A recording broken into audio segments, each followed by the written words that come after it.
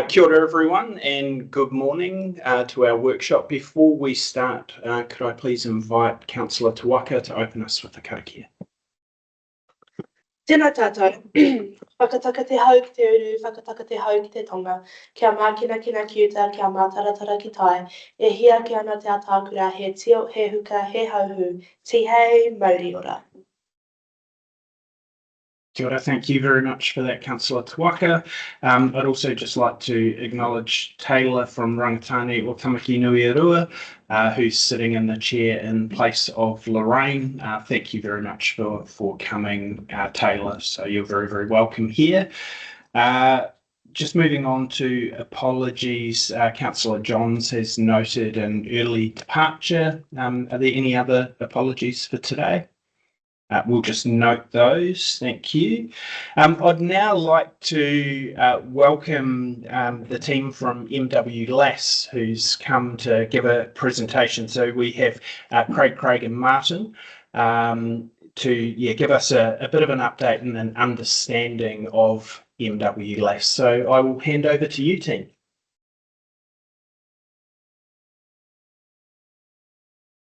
Good morning. Ms. Scott, councillors and Corin, it's a pleasure to be here. You've done the introduction, so I won't go through that again. The purpose of our visit here today is to really give you an update of what's going on in LAS, what is LAS, and where you fit into that. And I think there'll be some discussion given reform around what the opportunities might be for that. So as mentioned, my name is Craig. I'm the Executive Officer for LAS. Sitting beside me, Marty runs the business in Fielding, our main office, and Craig is one of our independent members on the board.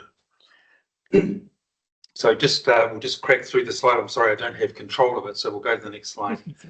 So MWLAS, or Manawatu Wanganui Local Authority Shared Services Limited, is a company that was set up in 2008, and it's governed by the chief executives of the member councils, of which they encompass yourself and all other councils in the Manawatu Wanganui region, excluding Palmerston North. The reason why there's no elected members there is that the purpose of this shared service company is to do shared service arrangements and procurement arrangements within the delegated authority of the chief executives. So if it falls outside that, then it would need to come to council in the normal manner. The lead council for the administrative support is currently Horizons, and it has been that way since 2008. So they provide all the corporate type services, financial management, human resources, and so on and so forth. Next slide. Next slide. Okay. So what is LAS? It is a council-controlled organisation. It currently has an exempt status under the Local Government Act, because of the volume of work that we do, and that cuts down on the administrative workload of those at Horizons.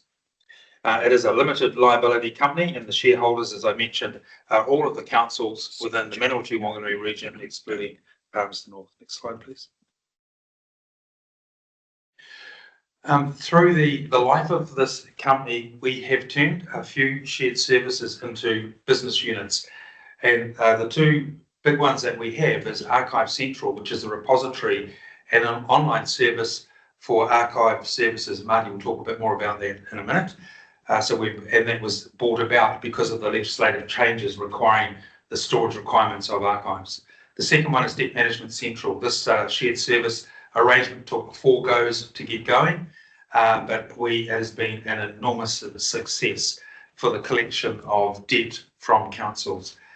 We now have, while it was intended initially for the councils within the region, it is now extended to a point where we have around 50% of all councils in New Zealand participating in that function. We also have a number of other projects, some of which you are involved with, around insurance procurement. I just had a discussion just before this meeting of 2 councils in the Hawke's Bay. One is not in the program, and one is. Their value of their infrastructure assets is about the same, but the one outside this program pays 3 times the premium of the council inside it. So that just gives you a broad brush idea of some of the savings that can be made. Future Leaders Program, that program is running now. You do have some staff on that program.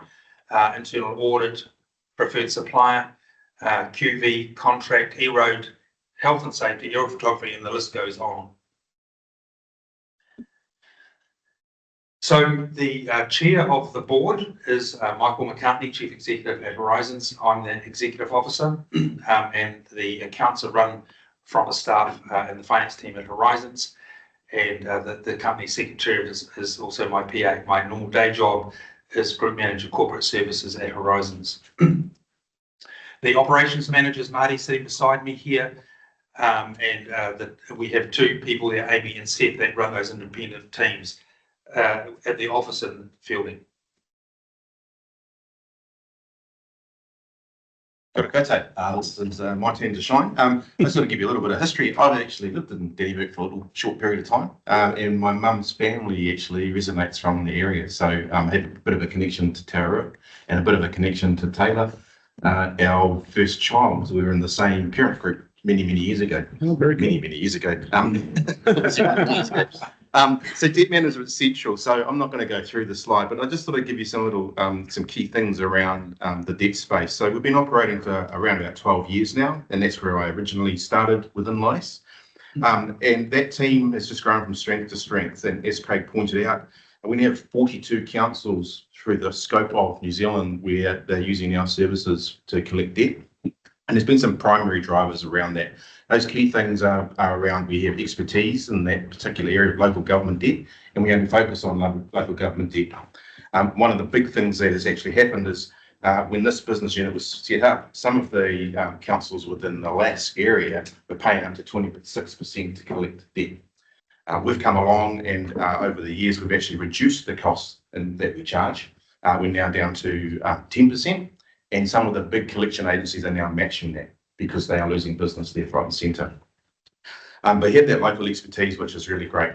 So over that 12-year period, the team at Debt Management Central has collected over $70 million of outstanding debt for councils throughout New Zealand, which is a pretty significant amount.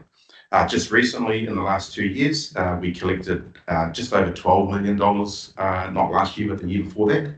The year that has just gone, we've collected $18 million in debt for councils. Big drivers of that, we are picking up some of the big councils, mainly Waikato Regional Council has come on board just recently, and that's sort of driven up our staff and driven up our costs and obviously our collection rates. The key things for the team is early intervention, and where you can play a little bit of a part in that space is around the rating sales. So I understand it comes to council to make those sort of decisions. What's really important to remember is that it's an 18-month process from the debt coming to us to getting to that end point. There's been lots of attempts to make contact. People have been personally served in most cases, and still not engaging with us or council to try and resolve this situation. And of course, during that period of time, there's been additional rates and additional penalties imposed on those ratepayers. A little bit of information about yourselves. So in the last 2 years, we've collected $2 million for you in outstanding rates and debt. We have seen a little bit of a drop this year, but that sort of coincides with the amount of debt that's coming to us. So what we are seeing is over time, the amount that's needing our intervention is actually reducing, which is a great thing. Yeah. Next slide. So Archive Central. So Archive Central is there to support the Public Records Act, and it's about preserving our history. And it's about reducing those costs. So one of the key drivers around that one is if you think about the building and the plant and all of the shelving units that we have over at NWS, you're looking at around $2 million easily. Just recently, we've put some new shelves in. That's cost over $400K. That cost is not being pushed back to back to the councils. That's been absorbed by the LAS. Due to the success of Debt Management Central, we've been able to cover that money. So it's not coming out of your local pockets for that particular asset.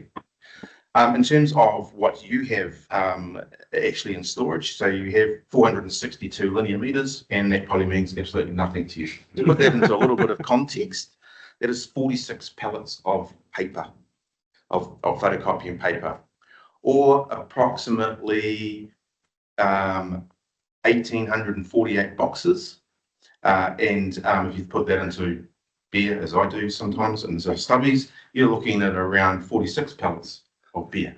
So that is quite a lot of paper when you think about that is the box, and each of those boxes hold an individual piece of paper or a particular asset.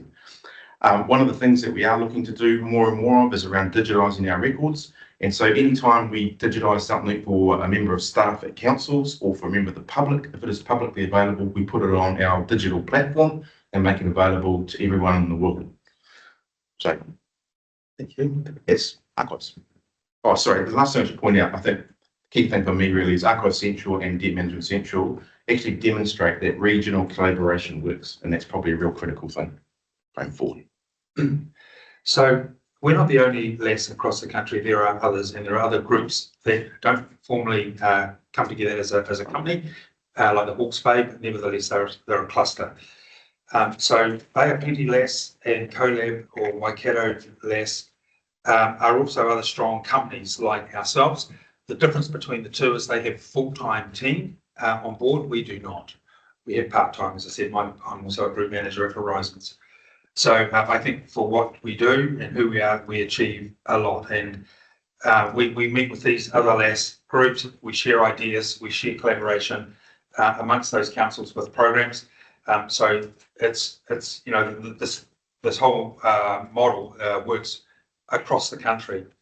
Where we see some opportunity in local government reform is I know there's a lot of discussion at the moment about what opportunities LAS could provide. I just had a discussion with Peter just before, and if there was some sort of unitary function, for example, corporate services may well be looked at a little closer. And I think what we've been able to demonstrate is that we can run small business units successfully, and I see there's some real opportunity for us as a region by using LAS for shared arrangements. I'm going to leave it there. I know Craig just wants to finish off with a couple of political points, but happy to take any questions or feed into any discussion you might have. Actually, I'm not. I'll try and avoid politics. Don't do that. Yes, it's a shame. What I would like to reflect on, and Peter triggered this thought earlier, is that lessons learned. What have we learned that we can pass on to others that are thinking about jumping into this space? And one of them, there's four things, and I'll start with the point that Craig made about Debt Management Central. Each time that came to the board, I would argue that the business case put forward was a no-brainer. It was crystal clear that this was sensible and we should get on with it. It was a struggle to get it across the line. And that is just, I guess my political comment is the nature of the environment that we work in. And just to reflect on that, we had a very good IT proposal, 2 business cases put up. They again were considered by most of the directors as no-brainers, but a number of them said, I'm not going to go forward with this because I know the difficulty I will have with my elected members. So that, I guess that's my only comment about the politics of the space, that it is tricky. I shouldn't tell the story, but I will. At the Bay of Plenty LAS, we had to present to the Tararua. We present every year to Tararua as a shareholder. This time I was presenting to the commissioners. 5-minute presentation. They all said, yeah, great, you've answered all our questions. We love it. Keep doing it. But we just want you to do more. Mm-hmm. And without thinking, I just said, yeah, but have you tried to get stuff done in local government? Now, I know, they laughed, luckily. But it is a struggle. And I do think we have, and it's a difficult space. And we just need to recognise that that is the environment. You're all dealing with ratepayers out there who are coming to you with questions, comments, saying, we like this, we don't like that. It is hard to get an agreement on something in this space. So leads on to lesson 2 for me was always, and I've learned this largely from MWLS, start small. Don't try and get everyone across the line. that the starting point might only be two parties that want to work together. Debt Management Central started with 2. Okay, I didn't know that. I thought it was more. Started with 2 and it's now 40. Thereabouts. So I think get over trying to get everyone in the room together to agree to a model. So this is a sensible model, let's get on with it. So start small and incremental. Again, debt management started doing a small number of tasks and it's just growing as customers have actually said, hey, can you do this for us? And the last lesson is something that I have seen, and I've seen the evidence of this, but the reference that I talk about is a paper that was produced in 2022 by the Infrastructure Commission, and it's an outstanding piece of work, publicly available. It's called Does Size Matter? Mm-hmm. And they were looking across all local government, 30 different services, and in essence measuring cost to serve across each of those services. And they were then saying or asking the question, do the big folks that have combined, i.e. Auckland, deliver better, cheaper than anyone else? The sad result of that paper was that there was no correlation. Now, you could walk away from that and say, therefore, there's no point in doing it. I think there's a deeper lesson to learn out of it, from my perspective, and it is, and I've heard this story told in a different way around Te Pakenga, but if you go back to the Infrastructure Commission report, there are success cases in there. There are organisations that are delivering services much cheaper than others. What I think we do, and I think the human complaint here, the human condition, is that we throw things together and we assume that we will get economies of scale merely because we've combined things. The reality is that you don't. And the words, I guess, I have learned from others are integrate and then transform. And do that in 2 steps. And they've both got to be very conscious decisions. Put things together, but then ask the question about how on earth do we actually drive efficiencies out of this? Craig Grant visited a very good example of that in the UK, LGSS. They had, across a number of services, and these were the sort of Manchester, Birmingham councils that had combined by circumstance, they were about to be declared bankrupt. They were able to save, in many instances, well over 30% of the actual cost to serve per function. So it can be done, but it is a separate activity. And it's just worth thinking about those. Don't dust your hands and say it's done, dusted. Okay. Thank you. Thank you very much, gentlemen. That was, we've been looking forward to this presentation for a while, and I think, Craig, you've reflected very, very much what this council has been talking about. We've talked about that Infrastructure Commission report, and certainly about the fact that just bolting things that aren't efficient already together does not magically create efficiencies. I will open to questions in a moment, but I am quite keen just to make a couple of comments based off of what you've talked about, gentlemen. And my personal view is one of the reasons why reform is happening at the pace that it's happening is councils, and this was sort of reflected in some of your comments, councils have been very, very, very slow to find efficiencies themselves. My view is NWLAS is severely underutilised, and that's not because of NWLAS. That's because councils are choosing not to utilise them. And frankly, I don't think that that's just an elected member challenge. I think it's wider than that. But part of the reason why government is pushing so hard, and actually the public are pushing so hard for some reform, is because of the level of duplication. And using a service like MWLAS is one of the answers to that duplication challenge. I reflect recently on Hawke's Bay, who announced to some fanfare their IT shared agreement and the amount of money that could be saved. I know how much councils are having to spend on some of our back office corporate services where economies of scale could really make a difference without us losing local voice. And that's a real consideration for our council.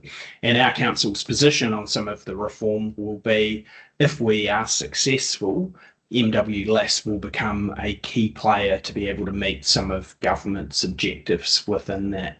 So I thank you for having that foundation and that structure built. I think that's really important, and for the value that MWLAS is already providing to councils. As much as I'm disappointed that that could be so much greater, I am grateful for what we have already got. So thank you, and it was a very, very timely, not by design, but a very, very timely appearance from MWLAS. So with that, I'd like to open up to questions. First is Peter, then Sharon. Thanks, Scott. I guess the question to the three of you, you've no doubt given consideration into the expansion of LAS into other areas. Where do you see the next logical expansion is? Yeah, great question. So there is already a plan underway by the directors to expand the model, and the model the model proposed is to expand it to a model similar to Bay of Plenty and Waikato. So it puts a lot more resource energy into that. I guess that hasn't yet been triggered. The board is still waiting to see what happens around the reform. And I guess Corin is part of that discussion, so he could probably speak more about it. But certainly there is a plan in place or proposal in place to expand the business, subject to reform, I guess. Corin, I don't know if you've got any comment you can add to that. We'll just go Corin first. And then... Cool. Sorry. Through Chair. So you're referring to the independent director and then yes, the independent director, the independent chief executive, and the growth of the staff that support that business. Yeah. So the board have recognised the fact that LAS has been sitting there but has not kind of moved to that next level, and have been clear that to make that happen, it needs some concentrated resource. One of the conversations we've also had in part of that is because LAS does have a reasonably healthy surplus at the moment, that initially that is funded from within LAS, so it doesn't come as a cost to the councils, but it also needs to prove itself, right? So the point is not to spend down the reserve at LAS and then end up in a financially bad situation. It's to actually put some stuff in the ground and let that prove itself in terms of developing new business opportunities, hunt out what they are across the councils, and look for those and then carry them through. And I think the directors are very clear. The IT proposal is a clear one that has come up, and just since I've been there, around that there have been missed opportunities previously, and that the directors need to take quite an active role in trying to ensure that when those good opportunities come up, that they're advocated within the individual councils, and then where needed, small groups move forward to then prove the pudding and then allow it to expand. And there's definitely a sense of urgency, and the reform has kind of created some frustration, because I came in the first meeting, the reform hadn't been announced, everyone was all go, then reform got announced and everybody went, oh, how much money do we spend now, or do we wait just to see what this next piece looks like, which has created that extra piece of disturbance, I guess. frustration. Absolutely, some of us campaigned on shared services, so I absolutely understand that frustration. Peter, did you have a follow-up? Okay. Perfect. Sharon. Thank you, Scott. This has been a very exciting presentation and very timely. Thank you very much, gentlemen. This is my third term on council, and I've been extremely frustrated over that time. Whenever NWLAS is discussed, it's kind of like turkeys voting for Christmas. Everyone backs away because it would mean that if they did put their foot in the door and promote shared services, that something back in their hometown and their home council would suffer. So I guess my question, you've hinted a little bit, Craig, is to you. As a board member, what strategies, and it sounds like you've started in on it, what strategies is the board engaging in trying to shift that on what FMCE is trying to protect or grow my little corner of the world, and here is a board that's offering to do it on my behalf, which would have, significant impact, obviously, on my backyard. So I'm keen to understand what strategies you're obviously starting to make progress in some, but what strategies do the board discuss when it comes to ensuring that those opportunities may well be realised? Thank you. I think the biggest shift, and again, I'm treading on very thin ice here. So, but it's the truth. It's pretty cold. It's fine. I could see it as an outsider that the chief executives, the directors, were all very keen for the success of the business, and we're certainly not an impediment. But there wasn't, there really wasn't a big appetite to take the debate to elected members. That has changed dramatically. That has been, I guess, I would argue, a slow realisation, something I've pushed for here at NWLAS. Player Plenty, I've been chairing the LAS there, and Stephen Boyle, the chief executive, myself, do annual presentations to every council, to all elected members, and engage in that conversation. What do you want? What do you want to see? Here's the consequences if we head down this path. Yeah. So I think what you will see is a fundamental shift in attitude in terms of engaging with elected members. The debate will be at this level. Right. Now, these are the opportunities. These are here's potential strategic direction. Here are the things that Peter was asking about, back office functions we could actually put together. Or the big ticket items. I've always argued that we should be saying, what are the most expensive things, and actually having a look through each of them and say, where are the opportunities here? They might be harder, but the gains might be substantially bigger. So different ways of tackling it, but I think that the conversation shift is huge. Is massive. The other point, and it's unrelated, but it's not a strategy so much, but Michael McCartney's been very good in all of my time on board in saying, yes, this is a board for the LAS, but actually it's a board for collaboration. This is an opportunity of which the LAS is only one vehicle within that. There may well be other structures or vehicles which make better sense in terms of doing something together. A specialist function in some particular area. And I think that's also worth keeping in mind. Let's not try and shoehorn everything into the LAS if it doesn't fit too well. So now that's not a new strategy. That's something that's been on the table for some time. Thank you. No, thank you very much. I'll go Peter, then Chris, then Steve. Thanks, Scott. I was excited to hear that you're providing debt collection services to 42 councils, because that means that now the LAS has been funded by not just ourselves, or the owning for the council controlled organisation. And my question that I wrote down before you answered it for me was, great that we recovered $18 million in debt last year, which will be 1.8 million in revenue for the LAS. And I was going to ask, what were the costs? Did we make a profit on it? Then you answered in the next question by saying you'd funded the archive out of the money that you had made out of it. So that sort of thinking, I think, is really great. I think, and then if you start applying that to more and more services, as you've discussed, that'll be great. I think a lot of comments here rather than questions. That's okay. But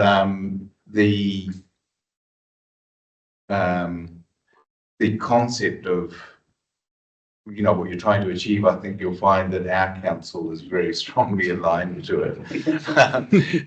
We aren't precious about keeping things here as much as we would like to have them all here and then sell them on to everybody else. That would be our ideal situation, but we certainly recognise there's a lot of value in that. I talk a lot about, and the council's heard me, and they probably ad nauseum, I talk a lot about reverting back to first principles, about what are we here for, why are we here. If we didn't have the existing infrastructure and everything else that we've got, how would we do this better?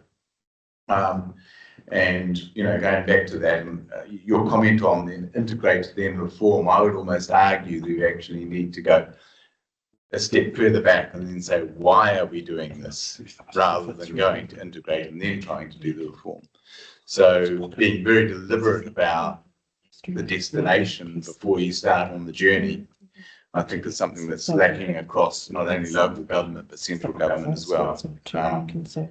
I was curious, one question for you, curious to understand, and this is because I know this is only my first term, I'm curious to understand why the council isn't part of this. Is that their choice, or was it was that the rest of the council's choice is not to? So someone would like to answer that for me. I'm just curious to find out. So PNCC, I think, and it's the end of the story is good news. But the start was, I think it was a mix of both parties. My reading of the room in the early days were that people, the directors, thought if there's a really big player come into the room, they'll dominate and get everything their way. So there was a caution or a reluctance. At the same time, PNCC, through a succession of leadership changes, both at the elected member and official level, weren't particularly keen and didn't see much purpose. They were largely of the view, well, we actually don't need it, we can set it up and do it ourselves. So there was a lack of push to actually get involved. So those two forces tended to keep things apart. Always amicable when we're in the same area, we have to work together. However, I have to say the current mayor, current chief executive and PNCC are entirely different and are pushing hard for PNCC to become part of the LAS. And we're working through the mechanics of that at the moment. There's all sorts of share issues to be resolved and all those sorts of niceties. But there is a strong willingness for PNCC to be involved. And I can say, both from Horizon's perspective, also BOPLAS, the fears that the smaller players might have had, don't play out. If I look at BOPLAS in particular, Tararua City Council and the Regional Council, the two big players in the room, are forever putting up their hand and saying, oh, we can do that, we'll fund that, don't worry about it. And they are over-contributing because of their sense of wanting to be a good citizen in the region. So I fully anticipate PNCC will be exactly the same. They will be going, look, we're already doing something in this space, why don't we just tack this on? That's the same project, let's not duplicate, let's work together. No, thank you. And we, although we do love fairness, we have no objection to that happening if they do join. I'll go to Chris, then Steve, then Peter. Thank you, Scott. Thank you. It's good to hear more from Les and what you guys are doing. As newly elected here, it's hard to figure out everything that's going on everywhere. And sadly, most of my questions have been answered through everything being asked. So to echo them slightly, I'll move a little bit to a comment. Having been involved with AOG myself in the past and building that and watching it and developing a big portion of it, it was sad to see that departments still had the decision-making process whether they wanted to go there or just go with the incumbents or anything. And as frustrating as it is, and as you guys have alluded to, it's the same in what we're doing here. But it would be, I'm looking forward to hearing more about what things are going on and more detail about what we should actually be doing. And I'll sort of ask, so the shareholding of the CCO as it is, so I don't understand how that stands at the moment, so I will leave with a question, but yeah, just understanding the shareholding layout, if that's possible. Absolutely. Craig. So you're talking about the funding of the shares? Just generally the oversight and So the shareholding, each member council has an equal shareholding. It was $1,000 each council when we started. We needed to spend some more money. That's now gone up to $1,700. So that's the total contribution over since 2008. And we're working through what that shareholding would mean if PNCC was to join us. We're working through that constructively and legally as we speak. So everyone has an equal voice. Everyone has an equal ownership of the company. That's very, very cool. No, thank you for that. Steve. Thank you, Mr. Scott. Impressive. Well, this is directed to you, Craig. O'Connell. Yeah. Now, you mentioned before we're trying to get elected members on board and that. Now, we're going to, whatever happens this year or in the next, 28, there will become a paradigm shift. That's inevitable. What's your opinion? As you probably know, there's 101 elected members in the Horizons region, right? They all come at a cost. Now, people are worried about losing their local identity and that, but people aren't going to go away. It's just going to be done in a different manner. Where do you see, or where I know, like this MW less, it's very good with the services and what you get. The concept's brilliant. I mean, it's probably a forerunner to where we're going in some ways. That's the way I see it. So where do you sit with the elected members? Whatever, this is a hypothetical situation, but I'd like your view on that, please. One of the, and this is an external model, which I'll refer back to where, and I've encountered in a couple of the electricity trusts, where there's a community trust and then there's an operating company. It has a board. And I don't think it's any different with a council and a CCO. The skill that is required, you still need the council and the councillors, whether it's the same number, it probably won't be, but if 101 might drop to 70, but there will still be a lot of elected members that are, I would expect, that are representing the voice of their communities. It's the relationship between those two layers. And if that breaks down, we've seen it in the ports of Auckland, AT. Auckland's a classic case where those CCO boards have basically said, we will decide where we go and what we do, not listening to their ultimate shareholder and community. And that is the role of each of those two layers, is to say, how do we work on this relationship between the two parties so that it works well? If I go back to Marlborough Lines and the trust there's been all sorts of kerfuffle in that part of the world. It's now working well. And that's because the chair of the trust is a real expert in that space. He has rewritten the trust deed, but he's put the time and effort into the relationship and understanding that the communication between those parties is critical. Now, the issue from my perspective is, okay, do you need two layers? How often, who's actually calling the shots here? There's a natural tension between those two boards. And I normally sort of land on they need to get together at least twice a year and have a really robust conversation. But then day to day, month to month, the organisation's board gets on with it. But it's reporting back to their ultimate shareholder and saying, this is what we've achieved. This is what you told us you were looking for and where to head. This is what we've done. So I don't know if that answers your question, but I don't see elected members disappearing.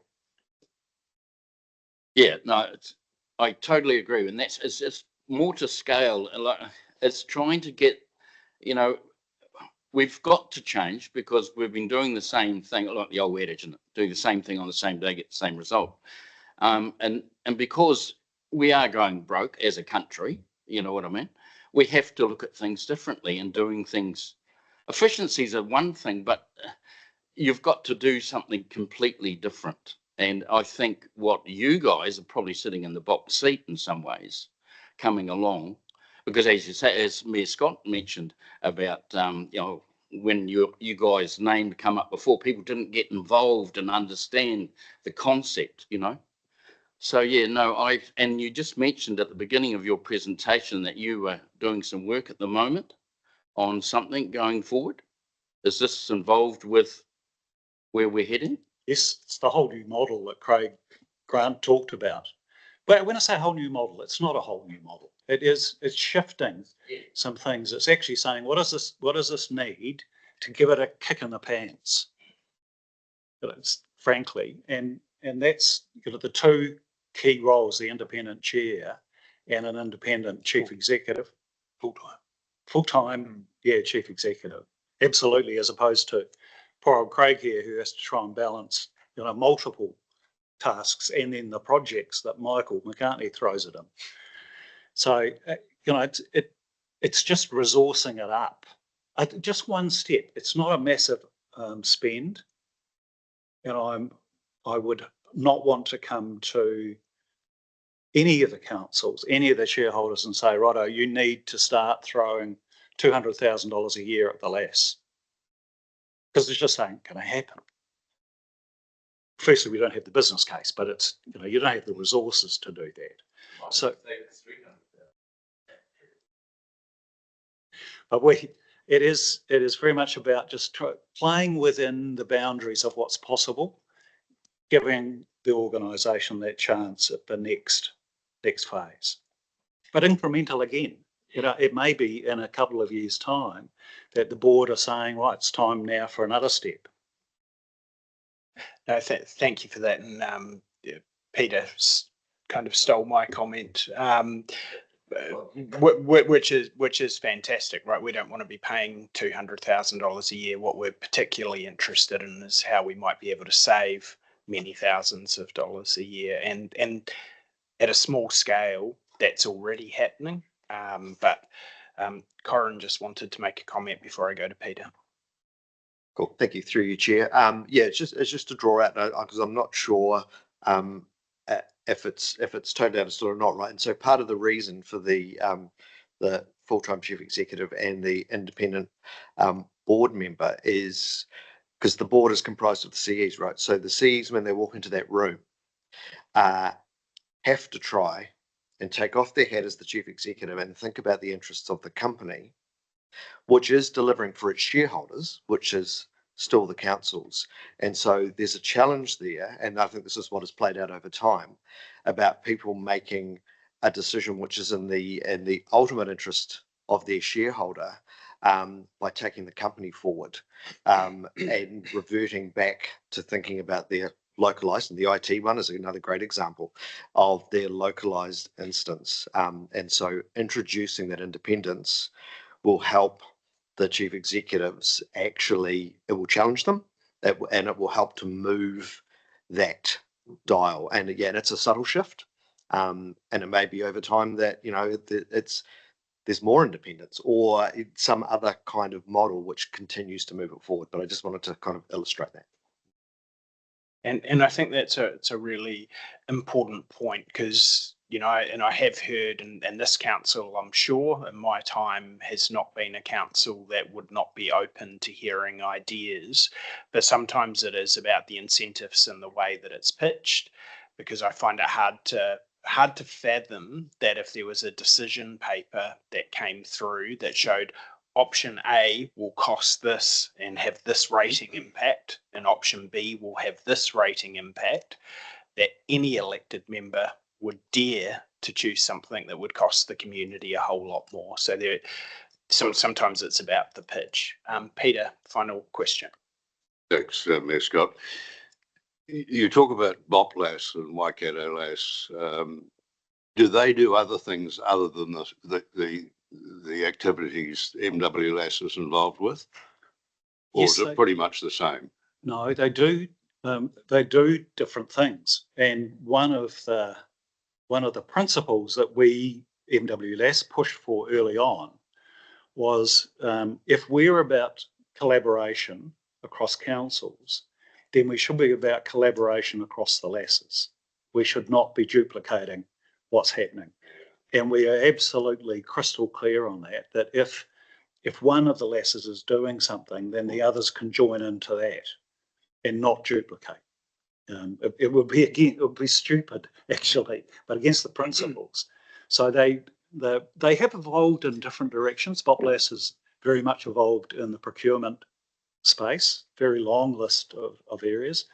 Waikato's adopting a more, I would argue, risky but innovative approach in trying to develop new services. They've been more active in the BCA space than anyone else. They're trying to develop some software packages. I don't think that's necessarily a smart thing to do when you're not a software developer, but it's just my view. But they at least are challenging the paradigm and trying to do different things. But we are crystal clear about not duplicating across the LASs. Can I just add to that, if I may? I've heard a lot about cost savings, but it's not just about cost savings. Archives was actually a cost avoidance. And what it meant was that each of you by legislation was supposed to have your own archive centre. So the cost of building one building would have been replicated across the region. The other thing is, I think there's opportunities around, we're struggling with resourcing in some specialist areas. So particularly in regulatory. So is there an opportunity to bring regulatory services together? And we've got a regional spatial plan that we're going to have to do. Could that sit in the LAS? What about roading services? Is there economies of scale with roading services? I'm just using those as examples. So it's not always about saving dollars. There's other real issues that I think we can work together and take that opportunity to be more efficient. No, and thank you. I'll make a couple of closing comments. This has been incredibly useful. So thank you very much. It's certainly something I've been personally very interested in. One of the advantages of the government reform program, Simplifying Local Government, when they announced it late last year, they put a bit of an ultimatum to councils of find ways to become more efficient. One of those options obviously being unitary amalgamations, the other one being shared services. That changed the frame of a lot of, and I know Merrill colleagues thinking of, we are going to have to be looking more at shared services, which is something that this council was actively looking at and discussing even before those announcements came in. The irony, though, is with the update of the government reforms, it has stifled a whole lot of the good work and progress that we've been working on. And that is disappointing as mindset shifted. Certainly it appears MWLAS is ready, willing and up for it. that has now been stifled until we get some resolution. And Councillor Wallace talked about there being change by 2028. There is unlikely to be high level change by then in the backstop process, because that doesn't start until 2028, which actually means that ratepayers are going to have to be paying longer for inefficiencies that could be avoided. So that's personally disappointing. However, there could be a real opportunity here for us to use a vehicle that's already existing to show government that there can be another way and better ways of being able to deliver services. There certainly will be less elected members around, but often as elected members drop away, as you rightfully put, they are often replaced by board members, unelected board members, because people still have to govern the things that are happening and organisations. So we've got a lot to work through, but for me, it's reassuring to know MW-LAS is there and is prepared to take that next step to be delivering even further for its member council. So thank you very much, gentlemen, for the work that you do, and thank you in advance, hopefully, for the work that you will be doing for us as we expand things. So is there any closing comments you'd like to make, gentlemen? I was just going to say, these are the two who actually do the hard work. Thank you, everyone. Ditto for the council. Thank you. Thank you very much, guys. Really appreciate it.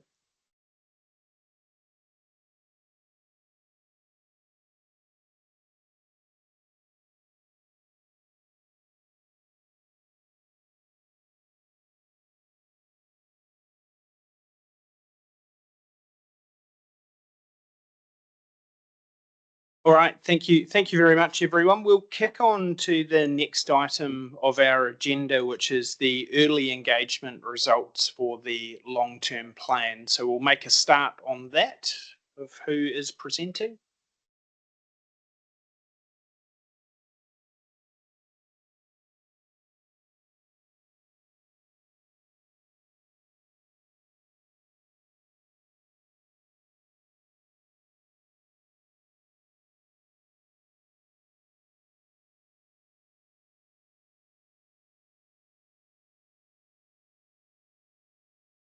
Welcome Karsten and Kimberly to the table. Morena tima. So the way we'll do this is I'll be presenting the first couple of slides. I'll be giving you some context and some high-level information, and then the rest of the slides will be presented by Kimberly, who is going to dive into some of the details of the budget challenge. I think, first of all, it's really important to realise that, the name of it is the budget challenge, but there are actually a few other things going on with the budget challenge. We also asked for people to provide feedback on the strategic framework. Now, you may have seen in the reader that we were going to discuss this in this session. However, that has changed slightly. The comms team has compiled the themes of this feedback and has provided some recommendations, which has been refined by Rebecca, and she is going to talk to the strategic framework after this session here. The other thing which the budget challenge dealt with was keep, start, stop. So what does the community want council to keep doing? What do they want council to stop doing, and what do they want council to start doing? So that's really important to realise, because it was not only a budget challenge, there were also another few important things going on which we're going to be discussing today. Right. Can we go to the next slide? Okay, that's fine. Yeah, okay, I'm sure you're all very familiar with this slide here. It shows where we are in the process, and we're inching closer, but there's still a lot of work to be done and a lot of decisions to be made before we head into long-term plan consultation. Okay. Right, bit of context around the budget challenge and the way we did this pre-engagement is that, first of all, based on community feedback, we decided to do this engagement over a period of 6 weeks. Normally, the way we normally did this was 4 weeks. So that's important to realize. The other thing is that when we developed this pre-engagement and the budget tool, that we had really good feedback from the different focus groups of council, which we took on board and which we feel really helped to fine tune the tool as it is. The other thing which we've done very differently is the dashboard. Now, the dashboard we have not presented to you yet. We're going to do that now, but you may have seen this because the link was in the reader and it's been in the presentation. Now, this is also very different to the way that we've done things previously. This dashboard is going to become live as of tomorrow. It's already live for you to see, but we're going to be publishing this for the public to see tomorrow. So that, you know, it's an interactive way for people to see what others have been saying and what the collated themes have been. Normally this would have been done through a report. This time round we have a dashboard to do that.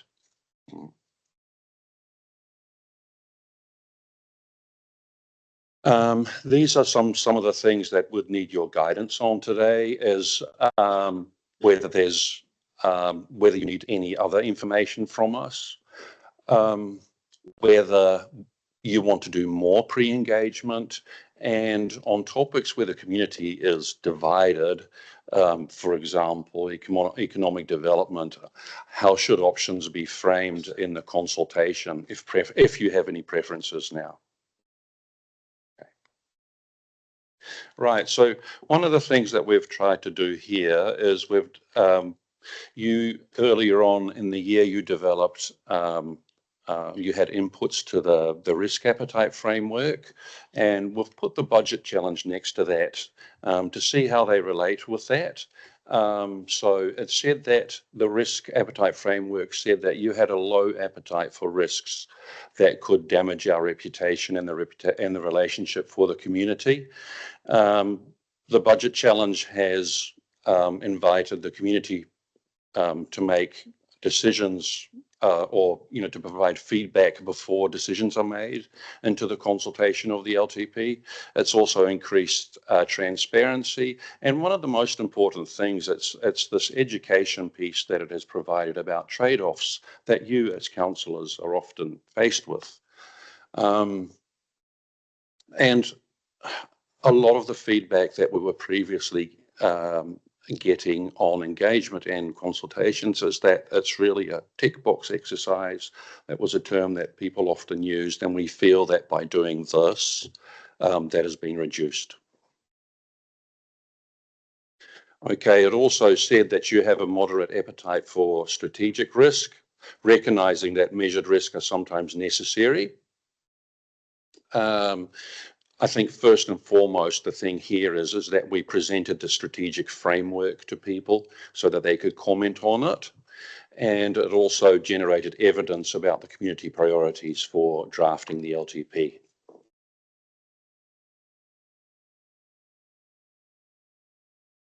And again, this slide, really what I think the thing is the education piece about trade-offs that have to be made, not only in terms of money rates, but also in terms of services that we've tried to present to the community through the budget challenge tool.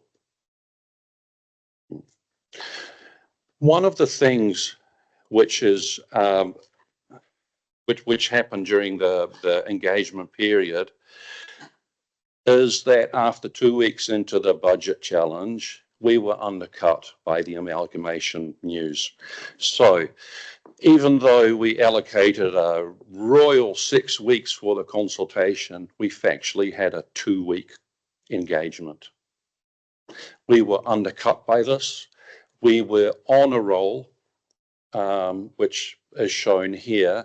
We decided to do our major comms after about a week, 10 days. And just as things started to spike, the amalgamation bombshell hit us and things went down. What I do have to say, because of this, because of the budget tool, it really set a benchmark for the comms team on how to do future engagements, and we would never have been able to turn around things so quickly for the amalgamation had it not been for this budget tool. So that's really important to realize. And, you know, we're learning as we go along. As you know, we developed it in-house, and we feel really confident facing future engagements and consultations on the turnaround time, on the effort that is required has been reduced. Still saying that we need a bit of time from you to, you know, to do this, but you know, so and also the costs involved with it have reduced significantly. Yeah, so we're currently running an engagement on the rationalisation of buildings, also built upon the budget challenge experience. Yeah, what you'll see further on as well is the feedback that we got through the budget challenge on the development on the tool itself has been really positive. So actually, it is one of the 4 reoccurring themes that has come through in the budget challenge. More on that later from Kimberly. And the other thing which I'd like to point out is that we had significant interest from other councils on how we did it. We've been contacted by 6 councils so far, and we have seen evidence of other councils that have used our ideas and have not contacted us. So yeah, so there's been a lot of interest in this. Okay. Right, so now we're heading into the discussion piece. So Kimberly is going to give a quick demonstration of the final results dashboard and how to use it. What I'd like to point out here is that, and this does not only go to you as councillors, but also for staff that may be listening and for managers in council. This dashboard is incredibly rich in information. There's a lot that we can glean from it. Kimberly is going to show you how to do it. And that's it, Kimberly, over to you now. Wonderful, thank you very much. My window just hasn't come across, so I just need to change how I'm sharing my screen. There we go. So I'm just going to do a speed run demonstration of the Budget Challenge Dashboard Explorer. So there are 4 pillars to how this dashboard works.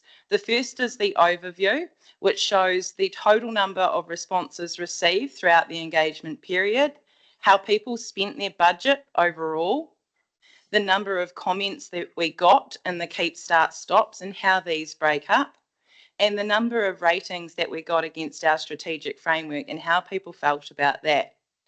For each of these elements, you can explore in further detail. So we'll start with exploring the budget challenge in a bit more detail and how people spent. I'm going to go through each of these in the presentation that we've prepared. So I'm just going to gleam over them in the demonstration. So within the Budget Challenge Explorer, you can see how the community spent overall against how council actually spends. You can see how people spent online, in person, in print, and you can compare across the channels how each service area was prioritised by the different channel groupings. When we look at exploring the community comments in a bit more detail, we can come in and see the metrics of how many comments that we received.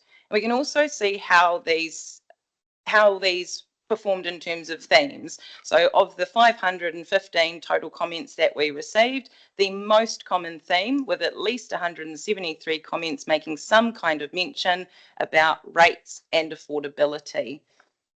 We can see how that pans out across community spaces and services being the second most theme, growth and economic development being the third, and communications and engagement being the fourth. And I'll talk more to those shortly. There's also the capability to search through all the comments that we received. I'll see if I can zoom in so we can see a little bit better here. Thank you. So we can actually keyword search. So if we want to see comments regarding communication and how people are feeling about council's communications, if we want to see how people feel about the mayor, or perhaps the councillors, or emergency management, or parks, or cemeteries, we can keyword search this however we would like to. We can look at this in terms of what did people within a certain age group in a certain town say in their keep, start, stops. What do the people of Dannevirke want us to stop doing? So we can filter through these comments as we wish, and all 515 comments are there and available, and will be available as we launch this to public as well. The fourth pillar of the dashboard is the strategic framework commentary. So again, we can see the metrics up the front of how people interacted with that question. We can see what the common themes were in that commentary, including some examples of the comments that we received. And we can search through each of the comments that we received. It's important to note that the way that we built the question around strategic framework, we only asked people to give us a comment if they said that it needed work. So those comments are inherently in response to this. We feel that this strategic framework needs some work. So I will leave you all to explore this dashboard in further detail at your own time. And I'm just going to jump back into the presentation and talk a little bit about what we actually heard in the results and what that told us.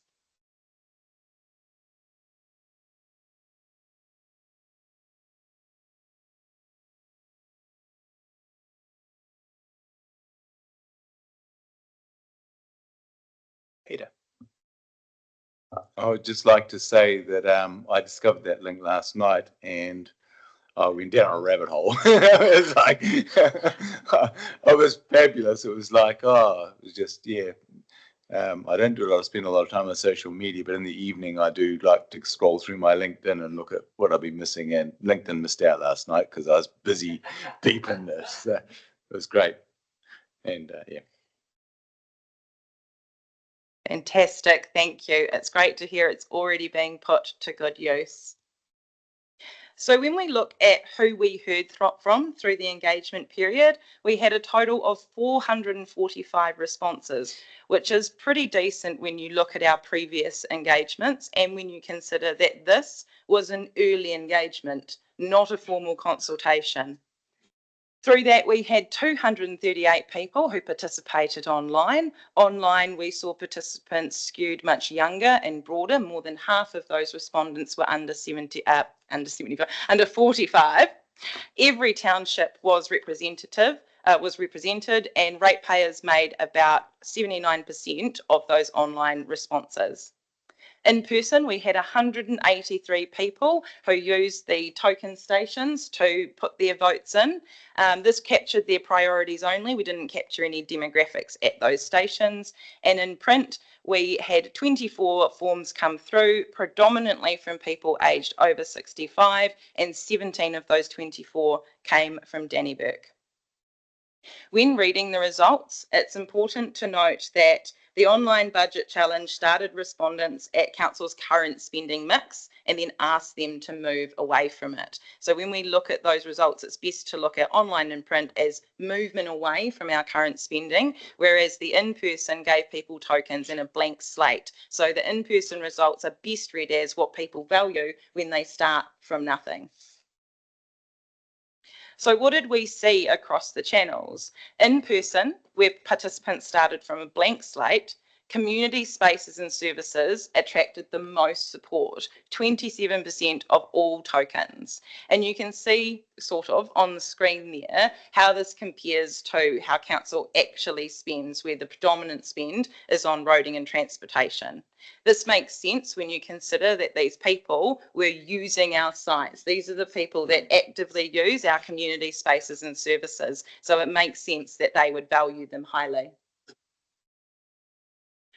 What we saw online, where people started from the current budget settings, was a lot closer of a spending alignment. So the graphs you see on screen look quite similar, but there is a difference. And I want to just highlight the movements that we saw from people. So a bit of a mix when it came to roading and transport. 42% of people that participated trimmed the spending, while the other 30% increased it.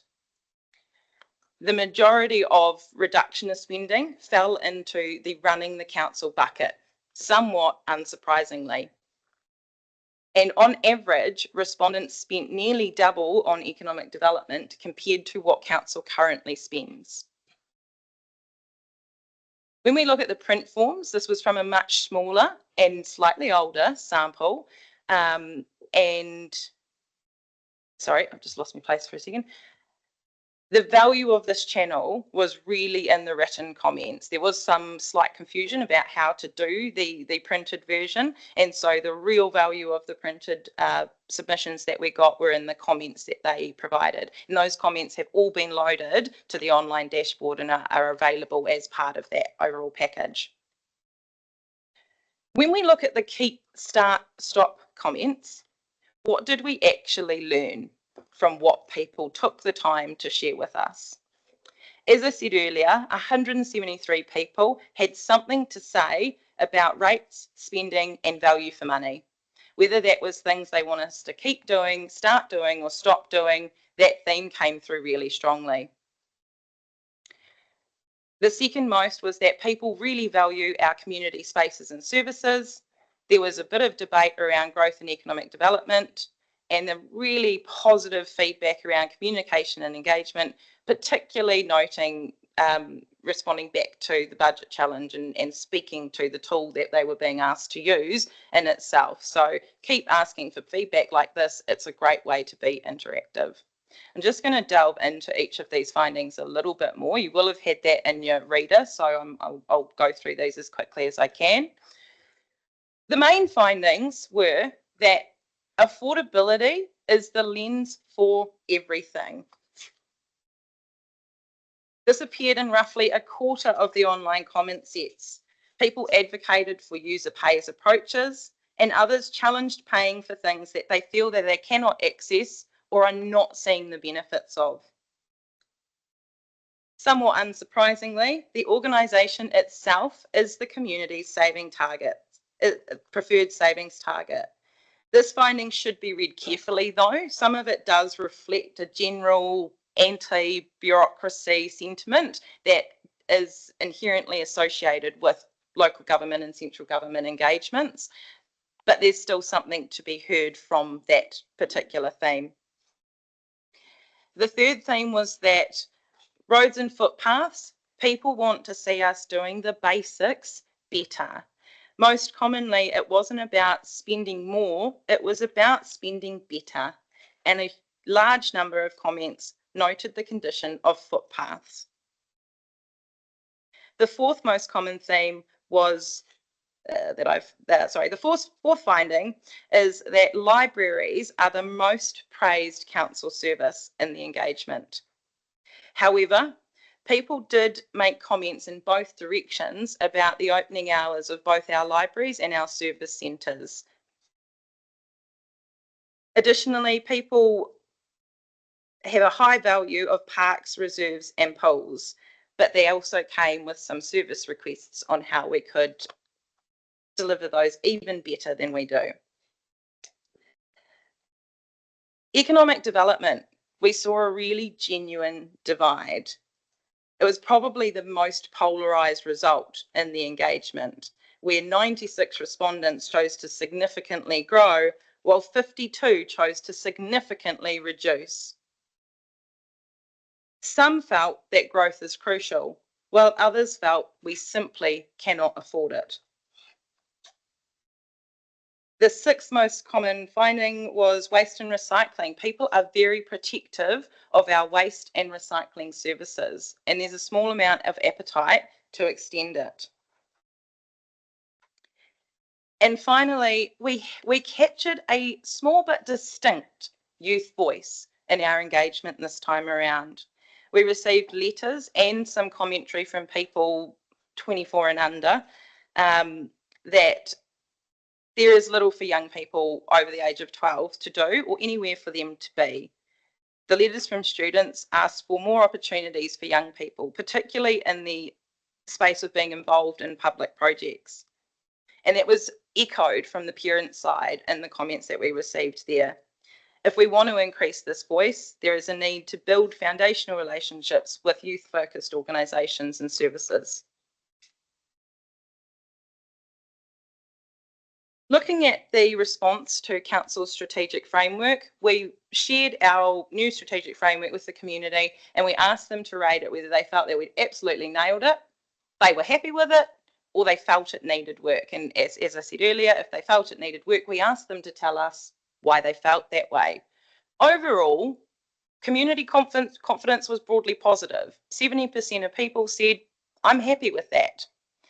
However, when we look at the print results, this was slightly inverted, and many of the older Dannevirke residents had a lower confidence, and a lot of their commentary came back to rates, affordability, and the services that we provide. And the most common comment that we received through the question around strategic framework was actually around the reputation and identity pillar. People quite strongly felt that reputation should be an outcome of doing the basics well, rather than a strategic goal in its own right. And that will form, that alongside some of the other comments that we received, will form the recommendations that Rebecca will share with you shortly. We felt it was important. Sorry, one just quick thing on there, which I found really interesting on the strategic framework part. Looking at the comments, a lot of the comments weren't necessarily in relation to the wording or the strategic framework. They were more almost seen as a bit of a sentiment of, are we happy with council? And then saying what they thought. So there is a little bit of a divide, and you know, as people look through it, they'll see of what one is genuinely commenting on the strategic framework versus those that are sharing, which is still important to capture, a level of dissatisfaction with council. And I think that that's quite an important part for people to see. And you've talked about the pillar of reputation and identity. That was a clear, good theme directly based on our framework, which is really, I'm really happy that was picked up. Peter. Thanks, Mayor Scott. Kimberly, you made a comment about ways for young people to be involved in public projects.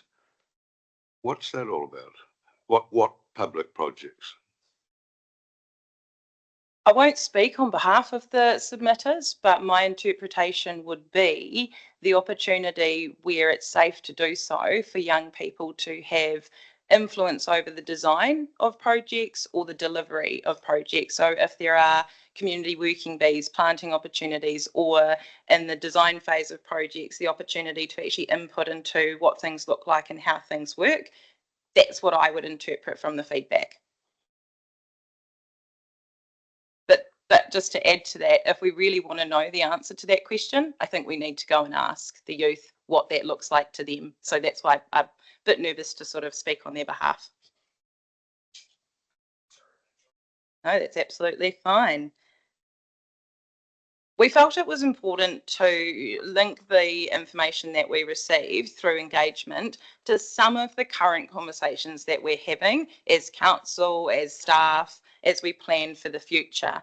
And we've essentially looked at how much information have we gathered in relation to these topics, and has it allowed us any further insight or given us opportunity for a further steer in this area. So areas where we got quite strong, clear feedback were around how we are maintaining footpaths and the way that we pay for the work that we do. Where there was feedback present but quite divided, we saw both sides of the coin, if you will, was around economic development, the opening hours of both libraries and service centres, and integrated services, which is getting smarter about what our physical sites are offering. Where there was little or no signal was around curbside recycling due to be launched in Northwood and Ormondville, pending some community feedback, and the Pahiatua transfer station relocation conversation. And I'm now going to hand back over to Karsten, who will take you through the management recommendations as a result of engagement. I think one of the most important things here is that we close the feedback loop. And we feel last time round that should have been done better. So our recommendation would be to show how this feedback is going to help shape the next LTP, the next consultation items, and the next council decisions. And that would be our main recommendation out of this. We will also be doing comms to publicise the feedback that has come out of this. We'll be starting to do that tomorrow. We'll be sending out media releases so that people can have a look at the dashboard and see how their comments have been incorporated into the tool. As I said in the beginning, there's also a lot of scope for council internally to learn from the dashboard and the public's feedback. We will be aggregating the feedback that has come through and themes, and we will be sending them through to council teams for them to consider. We would also like to recommend that the school students that did take part in the budget challenge is that they receive a letter of acknowledgement from council to stimulate further entries from youth and from young people. There was one invitation that came through. This was from a community group that work in the space for deaf and blind people, and they extended an invitation to one of the elected members to come to one of their meetings to see how council decisions can affect this group of people. So that would be one of our recommendations, to actually act on this invitation. Just a quick one on that, Karsten. Who's that invitation been sent to? Because I mean, I think if a community group has asked councillors to attend, or myself, absolutely. So that's a no-brainer. Yeah. If someone wants us to come along, I mean, Peter Johns definitely is keen as well, but I certainly would love the opportunity to do that, to hear directly from them what their perspectives are. So I think that one there, take as a yes. I haven't seen the invitation, but I'd be grateful if that was sent through and we can make contact with them directly. Sharon. Yep, 100%. Thanks, Ms. Scott. Before we move too much further, Karsten and Kimberly, I'm curious to understand, just going back to how the feedback we've received links to, what we're mulling over around these tables at the moment. And you've highlighted two operational issues that we're making decisions about that appear to have no interest whatsoever to the affected community. And I mean, you've highlighted curbside recycling and the Pahiatua relocation of the transfer station. What other areas are we working on that possibly the community just couldn't care less about what decision we make? You've picked up two, and I appreciate you picking that up, but do we have a sense that there might be some more out there that even which way we go, no one's really going to give a toss? Could I just quickly add and thank you for raising it because I had those circled. The feedback present but divided, but particularly in the last slide, the little or no signal. I don't think necessarily means that the community don't care about it. I think what it could mean is that we haven't asked them or asked the right question to get the feedback from them. And I think when we're looking at things, has it been signalled that we're looking at making a change with the Pahiatua transfer station, what the cost of that might be, what the advantages, what the disadvantages are? I think that there will be some strong views on that topic. Curbside recycling will be particularly of interest to the Norsewood and Ormondville communities because that is being funded currently out of existing budgets. But the discussion item for that will be if they would like to keep that service, they'll be getting a targeted rate like the rest of the community. And I think we need to know, do they want that or don't they? But going to Sharon's comment, because I think it's a really important one, those are two that we think of. Will there be and maybe this is through to Corin, it's not necessarily a comms part, will there be a bit of an exercise amongst ELT, amongst the LTP team to say, what are we looking at, thinking about proposing to elected members? And do we feel, based off this pre-engagement, do we have anything to go on? So is there going to be an exercise in what are we missing and how might we, and then working with comms, how might we plug those gaps? Through you, Chair. So yes, early days, but yes, we need to actually look and understand that. And it's great, part of this is the comments being logged and referred to relevant teams. But then there is another piece for us as ELT and as I think as the wider leadership group as well, to actually look at what information has come through this early engagement and what that tells us about what we may or may not do. I mean, that's kind of the point of the early engagement, right? To get a feel. So we will need to build that in to part of our consideration process as well. Thank you. And of course, some of that will come with formal consultation as well, becomes a part of that process. But when we're at that design stage, I could see that as being useful to say, do you want us to carry on down that path or not? So that's good. Sorry, I'll let you guys carry on.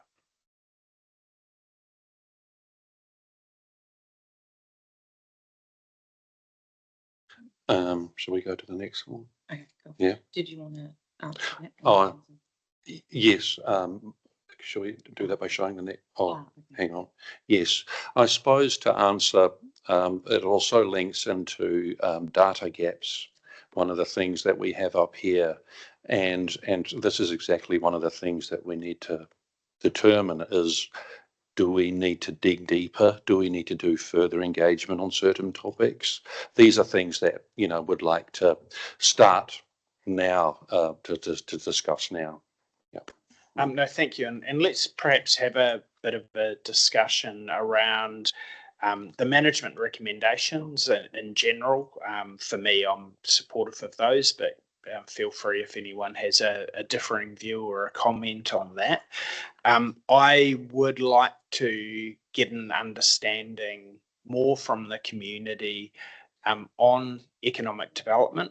I think that's particularly as it's one of our pillars.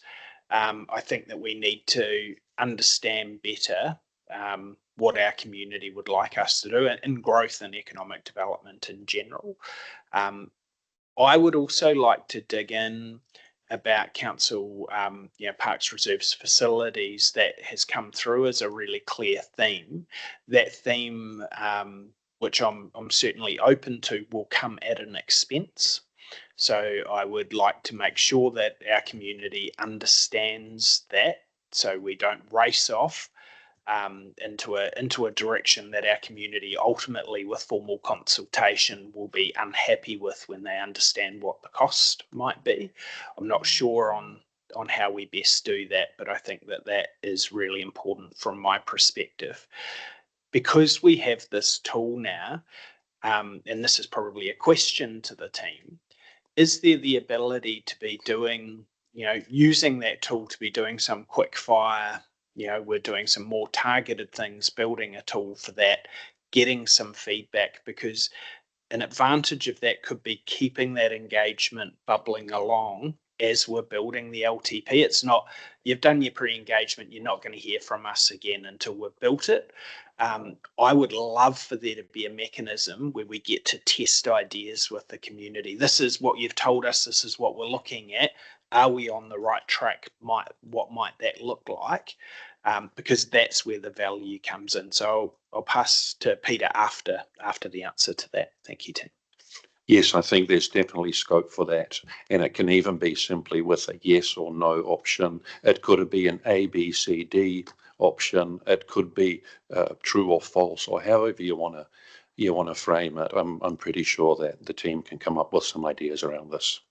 Brilliant. No, thank you. And the gamification of some of this feedback, I'm hearing hugely positive results. It's keeping it short, keeping it easy for people to do. So I'm super supportive of that. Sorry to keep you waiting, Peter. No problem. You just keep on giving me more time to think of more questions.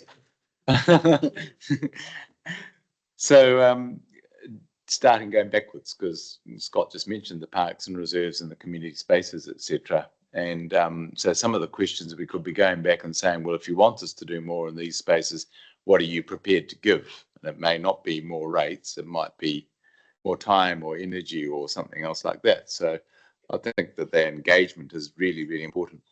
The big question I had, though, was, and it went back several slides, and I didn't want to interrupt your flow because you're doing so well there. And this is just, I've been super stoked with this. This is really great, and I see that we do need to keep on building on. But from the printed version, have we got some learnings from that about how we can do that better? Yes, through you, Mayor Scott. Yes, we do. I think as a whole, we had,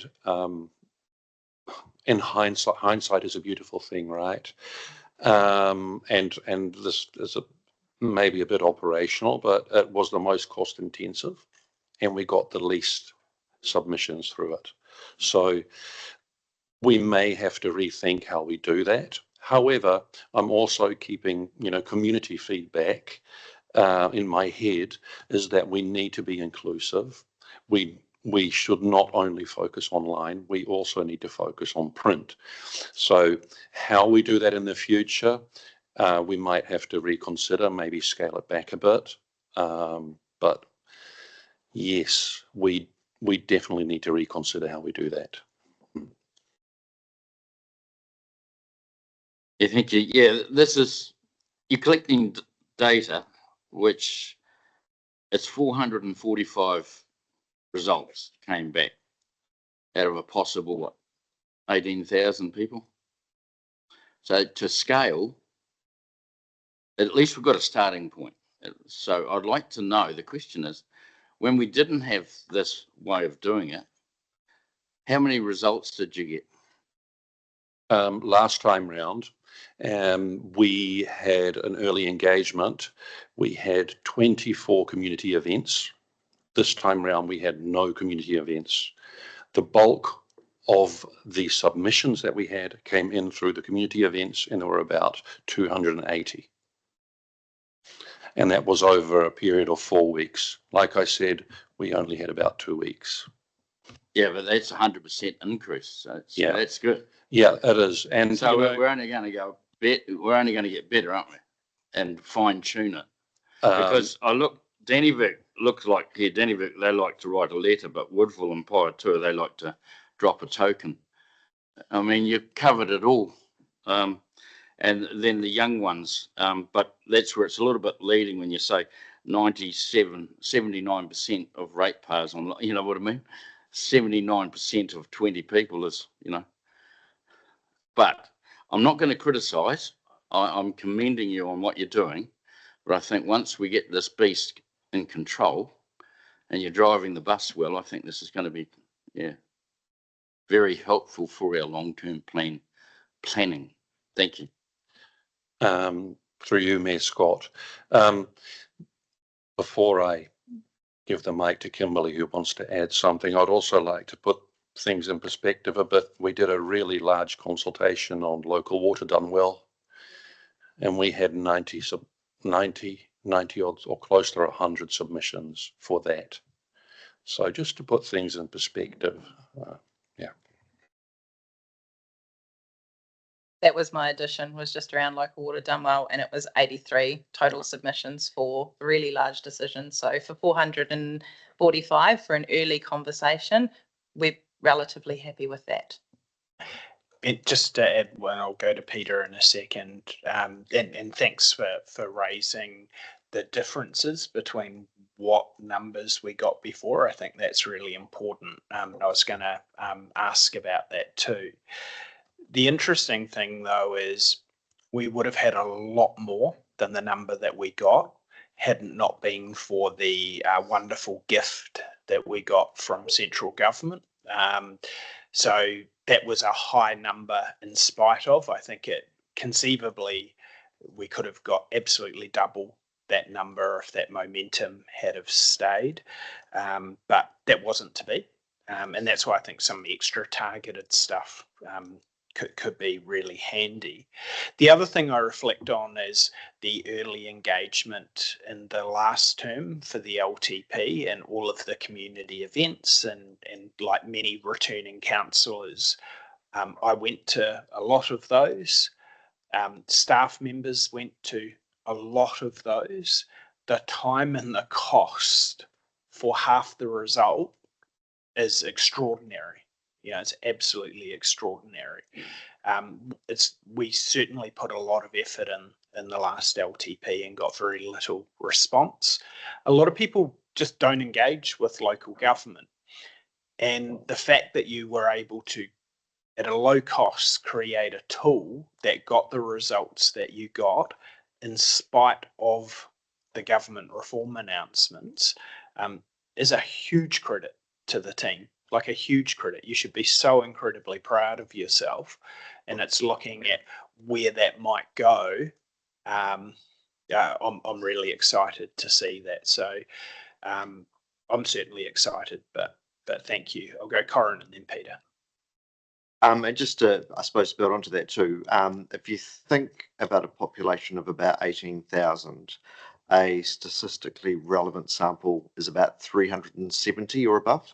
So I think if we're in that space, we're in a space where we're getting a return, which should give us at least a good feel of where we need to be. We always want more, and you're 100% right. I mean, if you look at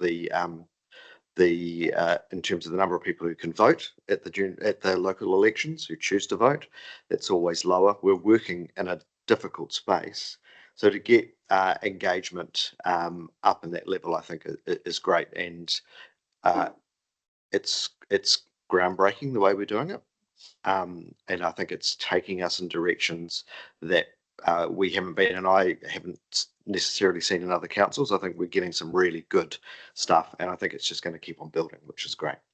Absolutely. My mate from the Far North District Council, Mayor Moko, I see he's made an announcement of a tool that will be based on participatory budgeting, which I was like, wow, what an innovation. I need to send my mate a message and say, great, we'd like a credit, please. Through you, Chair, I've just got a quick note that over that 6-week period, we were running the long-term plan engagement where we had 445 responses, the amalgamation engagement where we had 550 responses, and our community voice survey that measures resident satisfaction where we had 120 responses.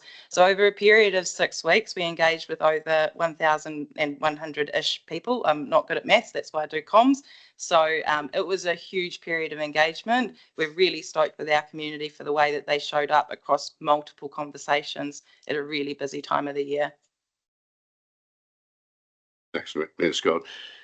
Yeah, extremely well done. As you know, I've been fairly cynical about engagement, having experienced several over the last 16 years, most of which was a lot of work and effort and cost by a lot of people for very little return. And it made one, feel a bit cynical about the whole purpose of carrying out the exercise. So well done, congratulations. I do want to pick up on one thing though. You mentioned the additional cost of a paper, using paper for results. I take it most of the paper returns were by older people. Is it your intention to cut back on getting feedback from older people? For you, Mayor Scott, no, certainly not. I do think that we need to rethink a little bit how we do it, but no, certainly we need, and this is also, like I said before, community feedback has said we need to be inclusive. We need to make sure that that mechanism is still there. So we will keep it in there. We just might need to rethink how we do it. I can't answer how we're going to do that yet, but we will come up with something. Alison. Thanks, Mayor Scott, and thank you, comms team, for all of this. I'm just loving it. I was lucky enough to be at a meeting last week to kind of hear a tidbit of this presentation today, so I'm real fortunate for you guys. But I'm just curious if in previous engagements, if younger people have had their say prior to this, and just a follow-up after.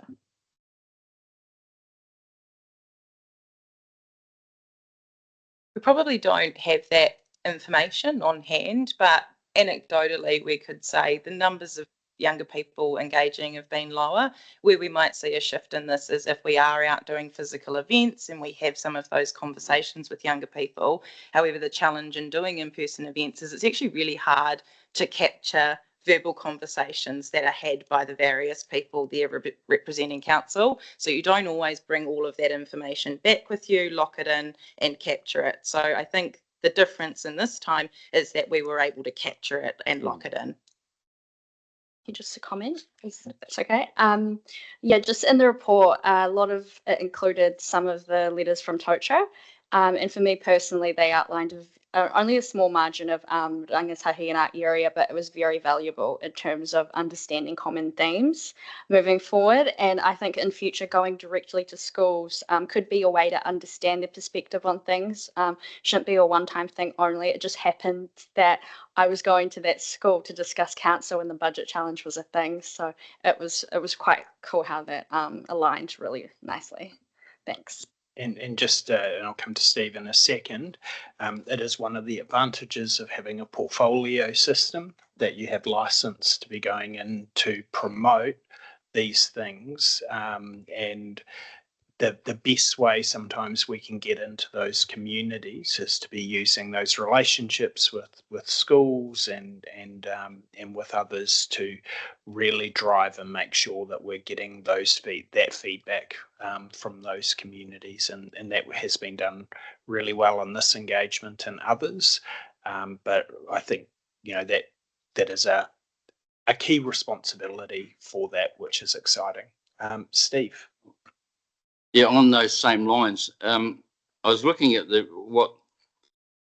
what they want to expect from a council, what our core business is. But when we were young, we would run all the Bluebeak discos run by the Lions, and there was amazing things that were happening all the time. But none of that was run by the council.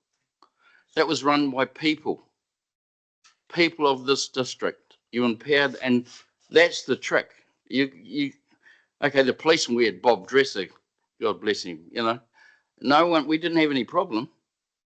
But the police run the Bluebeak discos. The kids had something to do, but what I'm trying to say here, I don't want young people to look, it's a council, we're going to see the council. We're not going down that road.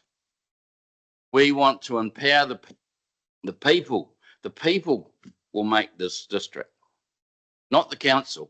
The council will help, but not empower the people to have the organisations. That's what it's got to go the other way around. You can't have it, you know. And we've done it before.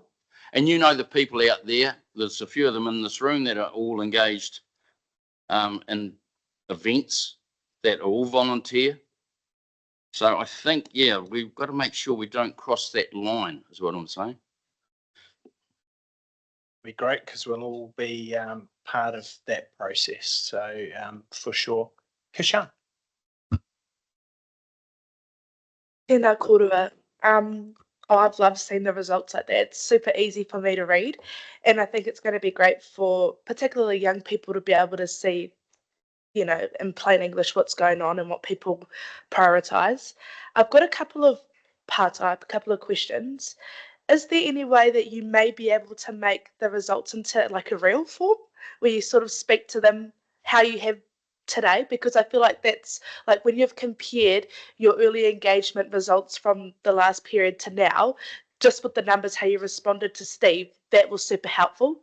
And I think that the community should also be congratulated in that sort of thing.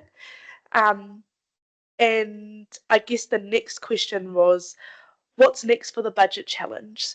What are the improvements that you might make to the online thing? And what are some other things that you want to add on to it to find in the next round? Like, are we just going to leave it at that after you close this all up here, or will it continue, or is there a way to extend the program? Like, what are your guys' next steps and dreams in this space?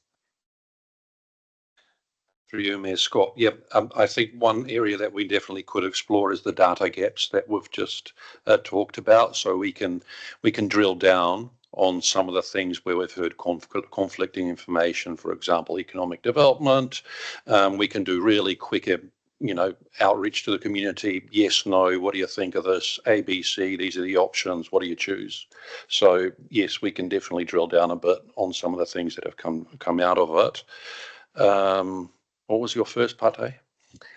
Can you make a reel of the results? Yes, we can. A real quick one, because yes. you know I'm a TikToker as well. Yeah, 100%. Sounds like we yes, just got to volunteer. that's right. Yes, that's it. No, 100% we can. Yeah. 30 seconds max. If I could just add to that as well in terms of improvements, some of that work's already happening. So as Carsten alluded to earlier, we've used the methodology for creating the budget challenge as the basis for how we are engaging with our communities now. So when we developed the amalgamation quick views form where people could quickly share their views with us without having to fill in a 5-minute survey. It's also been used to develop a Rate My Owner app that people can use to encourage them to register their dogs and get their dogs to rate them as a dog owner. It's also been used in our engagement that we are currently running around a review of council-owned properties. So we've built a really quick feedback tool that people can use to understand how we assess those properties and then share their views on that really, really quickly and with ease, while still providing printed versions of that. And we've got a few others in the pipeline. So we're definitely using the methodology in everything that we're doing now. Yep. Through you, Mayor Scott. Yeah, like I said before, it's basically set a benchmark for how we do things in the future. And this is the standard, and we're learning from it, and we're going to build on it, and we're going to use it all the time. That is awesome. Peter. Just a couple of quick things. My dog would better rate me really well.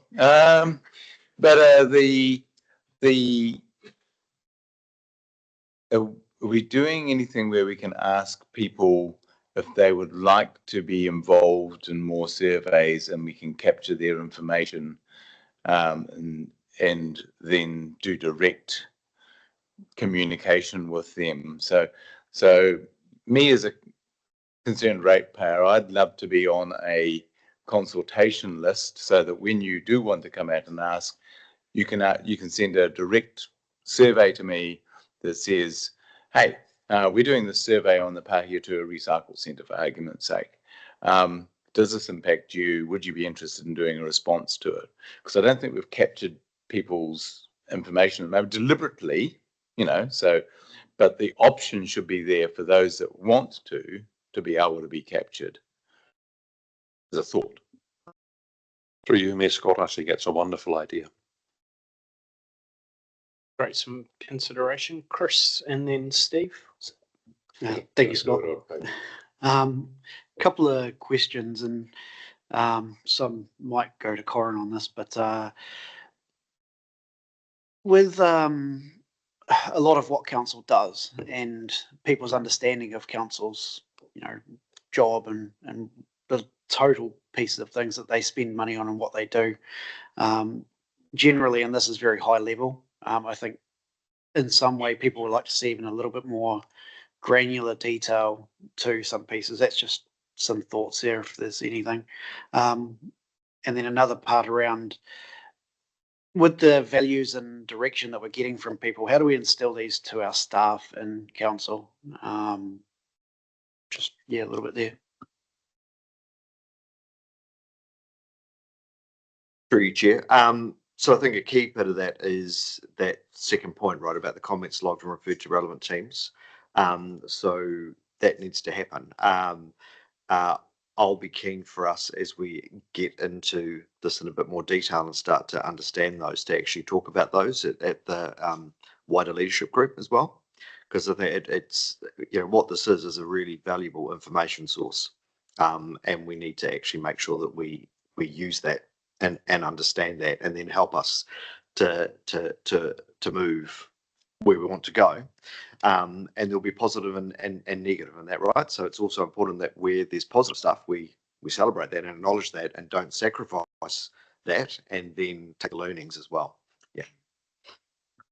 For you, Mayor Scott, if I may add to that, Chris, thanks for your question, and about getting down to granular details on things. Actually, this tool has really shown us where we need to do some more education. It's actually the last point on this slide. So it has really shown us, and this is just an example, there's a lot of misunderstanding out there of why people pay dog rego and what it's for.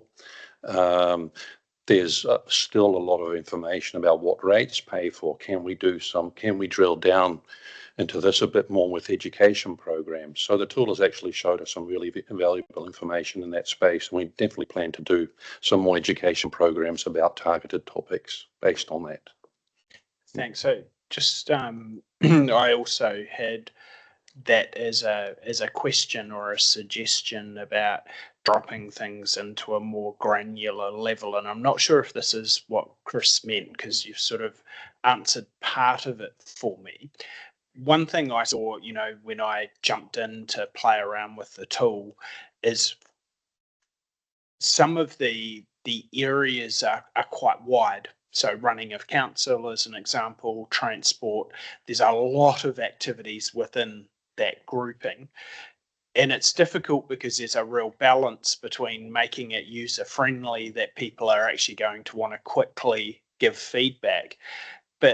And I'm not expecting an answer now, but one thing I'd really love some consideration on is, for those that want to dig into it in more granular detail, have the tool set up so you could have one slider as an example for the budget challenge that does that group, but then you could click to then go in and actually make adjustments within it. Because someone might say, for example, I want more spent on unsealed roads, I want less spent on this, and I want footpaths to go up, and I'm willing to sacrifice this. And actually, as a council, that's often how we're looking at things within a wider group budget. And within that, there's trade-offs. Now, I think that would turn off a lot of people if they had to do it. But it would be interesting for those that want to dig down, just that, and it is always a balance. It might be hard to do, but I'd love some consideration for some people like digging into the detail even more. So that would be really cool. Steve, you had a question? It's a comment. Yeah, going back to what Peter was saying over this side, you look at the layout you've got for the Bush Telegraph this week, or when it's coming out. That's very informative, and then there's information there, and that's the same way you're going to be going So I can't, if somebody doesn't know something from this council, I think you'd have to be pretty wide between the ears, you know. That's my personal opinion.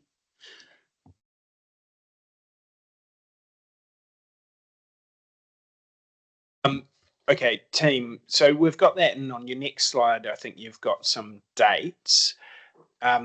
One thing I just want to check with everyone. For me, this all seems absolutely logical. I'm in support of this. Does anyone have any concerns with the next steps that are proposed by the communications team, or want to discuss this? Is there any objections to this as a way forward as next steps? Kishan. No objections, but with the school students receiving an acknowledgement, I would like for both Alison and I to be involved in that as process, if that's all right. Yep, that's awesome. And I'm certainly keen to be involved in those steps, but if we could add in the youth portfolio into that part, would be great. Cool. So there seems to be there seems to be support for that. Carsten and Kimberly, do you guys want to make any final comments? Perhaps one final comment, and I'm aware that both Dana and Sandy are in the room, but one big lessons learned was to involve our customer engagement team in this, and that we will be doing for major engagements and consultations in the future, because a lot of the submissions that we had were to the physical versions of the game. So don't underestimate that. We've been talking a lot about the online tool, but it was also, we got a lot through the physical version of the game. And that's partly due to the customer engagement team, which really got in behind the comms team on this. So many thanks. Thank you. And just my final comments is, I have mentioned that you should be proud of yourself, so I reiterate that. I still distinctly remember you coming in when we first talked about this, and you were challenged to find different ways of engaging people, and then you pulled out the draft, Kimberly, which was done with very, very little cost. This is probably a key example for me of a can-do attitude. We're not a council that has a huge budget. We don't have the ability to bring in perhaps some of the expensive ways of doing things that other councils do with poor results, frankly. But you were challenged to find a way to be able to engage people with no extra budget, effectively. You've actually done it in a way that has engaged people strongly throughout the process. You've had to jump on unforeseen engagements and do those incredibly well, but you've done them for a lower cost. Not just have you not spent more money, you've got a much better result at a lower cost. It exemplifies really what we have been asking council to do. So I just wanted Carsten to you and your team, Kimberly, for the work that you're doing, to give you our sincere thanks, and we will be asking for more of it now we've seen what you can deliver. So thank you both very much. With that, team, we will have a break. Definitely time for a break. So we will be back at 11:45. Okay, welcome back, everyone. Hope you had a nice break. We'll move on to the next part of our session. So welcome Rebecca up to the table. Kia ora koutou. Lovely to be back again with you. I am here to discuss two items today on the agenda. The first is the response and next steps to the strategic framework, the draft strategic framework, in response to the feedback from the community. And the second is to continue the performance management framework discussion that we began a couple of weeks ago. So I'm just logging in, apologies for my tardiness, just logging into the Teams meeting so that I can share my screen.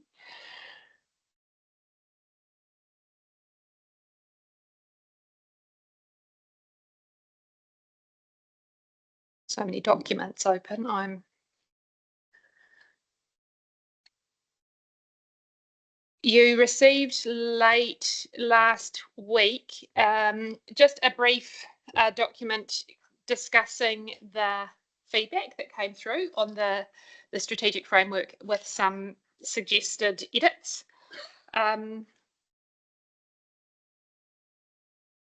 So this is what we will be talking to. Sorry, I'm just trying to find it. Here it is. Got it. Okie dokie. So essentially, I'm going to take this document as read, and Carson and Kimberly introduced you to the discussion earlier on around the feedback that came through on the draft strategic framework. Just as context, this is the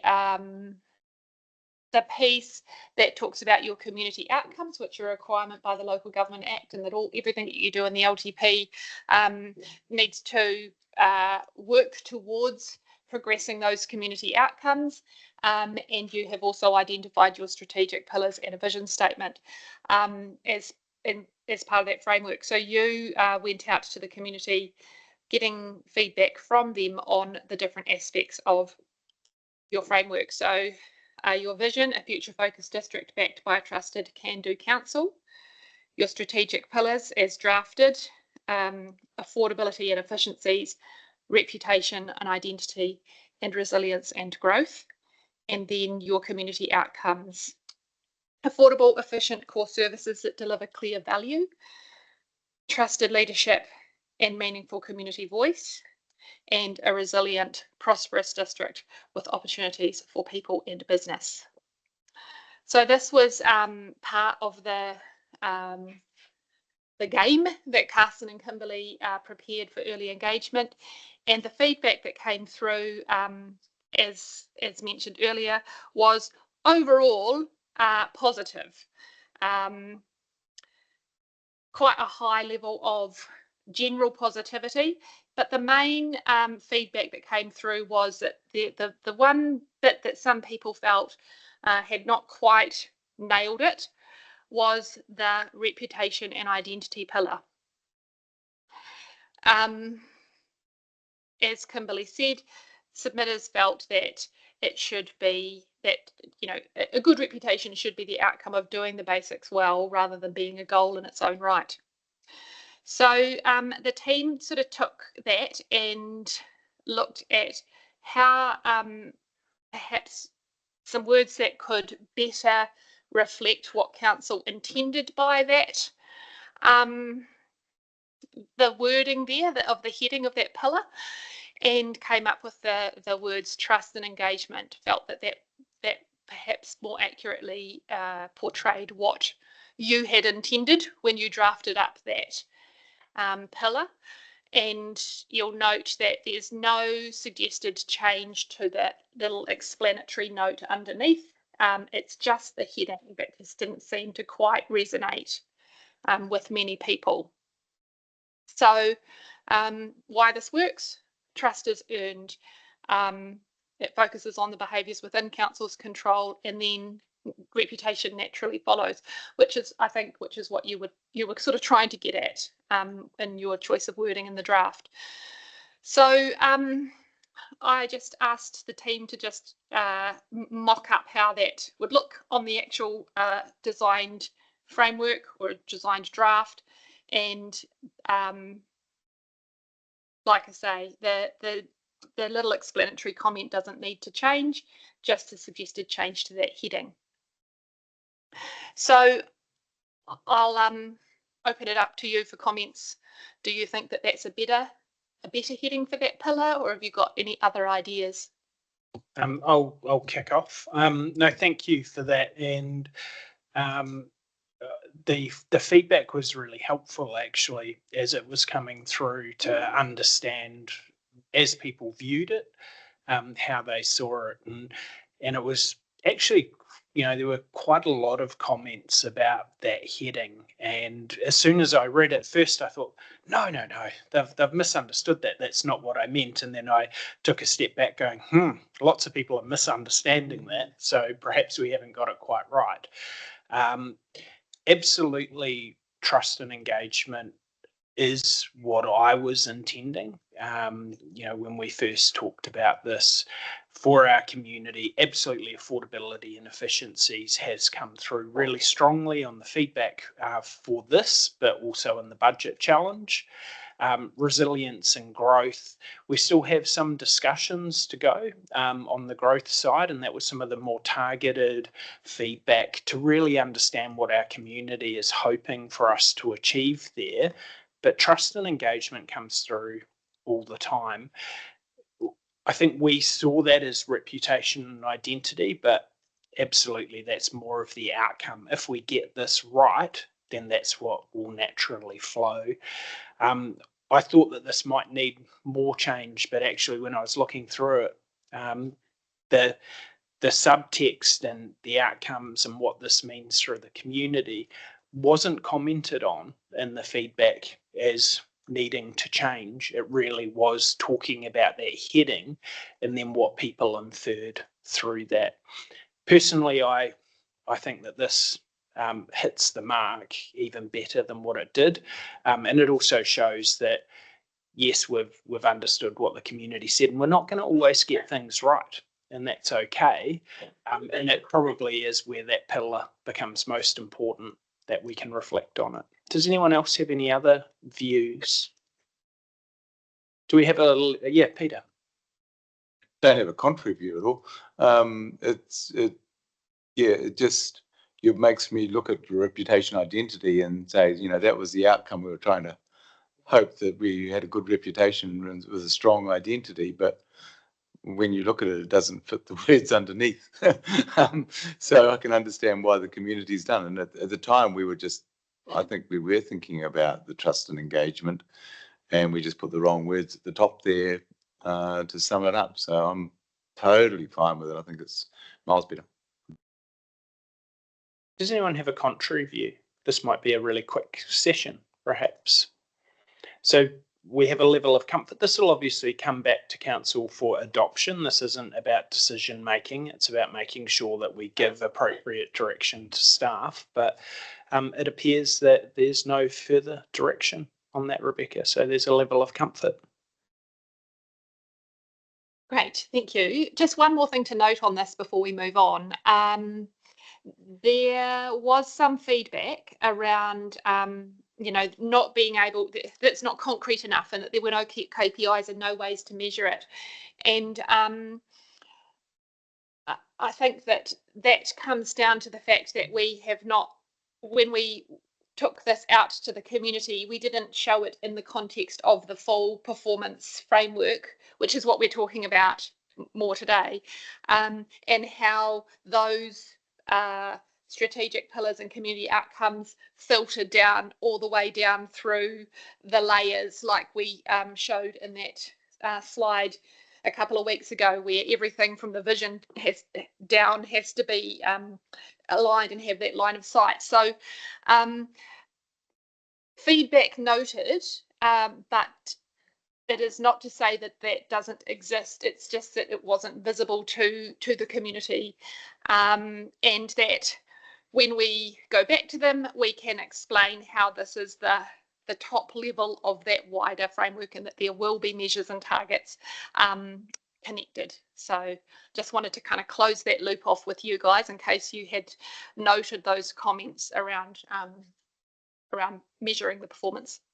I had. Could I just add, and it's probably going to happen, but just an extra little bit to that. I think so you're right, we do have measures. I think what we do need to do, and this might be for the comms team to give some consideration to, is I think that the best way for us to respond to this will be over time, actually showing people how we are performing against those measures, because that's important to to many of us, we talk about KPIs and how we're tracking towards them. So I think that would be a really helpful part of, as we get some data coming in that is directly related to the strategic framework, good, bad, or otherwise, we are transparent with that and show people how we're tracking towards it. That would be very good. Any other comments, Chris? Thank you. Just a comment, and you mentioned it there, but the word transparency comes to mind all the time whenever I look at this. It's not in our values, but it's definitely something we stand for. So if there's somewhere to do something like that, as far as I could see, it was sort of missing.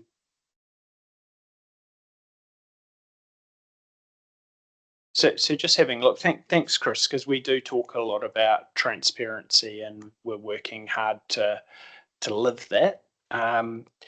Perhaps that could be a bit of direction for final adoption as within what it means for the community. We've got our Communities Trust Council to lead with integrity, transparency, listen early, but add the word transparency within there. Kishan? I'm comfortable with it being in pono, in one of our values, and that being the base of this whole thing. Yeah. And like pono, like I actually didn't realise that transparency was in there, but when you were saying that, I thought that easily it could be added into the value of pono.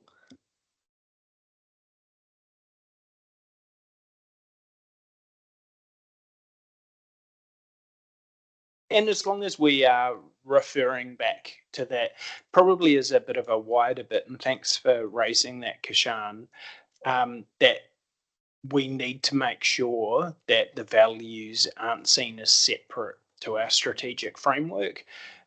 So now that we've said that, we sort of need to hold ourselves to account that our values are a part of our strategic framework. Cool. Excellent. So if there's no more to cover on that, we will bring, as Mayor Scott said, we will bring an adoption report back to you later on this month to just finalise that as the basis for the LTP planning. So thank you for your guidance on that. Excellent. Thank you. Thanks very much, Rebecca. Yeah, Steve. Do you think it would be helpful for people that are not of don't or can't read Maori language that we could have the English underneath those values? No, that's the description, but the word pono, like. Kisha. I think that Māori words are they mean more than one thing. So to put a label under it, would it be a wise choice of council to be able to use it in the capacity that we're trying to use it, because we're using it in the way that the translation is underneath it, but to many others it's used in different ways. So I think that it's clever and wise of council to leave it as it is, and that for us the translation of pono is what's written underneath the Māori word. So it's almost the way that I saw it, and thanks for raising it, Steve, is almost the translation is just much bigger than one word, because of the way pono means a lot more than just one English word would have. So that translation is what is below. That's the way that I'm reading it.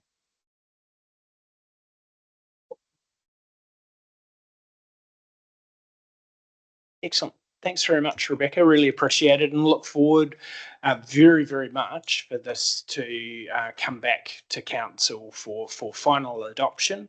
But also just as a thank you to staff, although this isn't approved yet, it has been clear the direction, particularly our future focused district backed by a trusted can do council. I'm hearing can do used a lot, and I'm seeing evidence of us actively showing that attribute, and I'm really grateful for the buy-in that we've already had to council's direction. So thank you.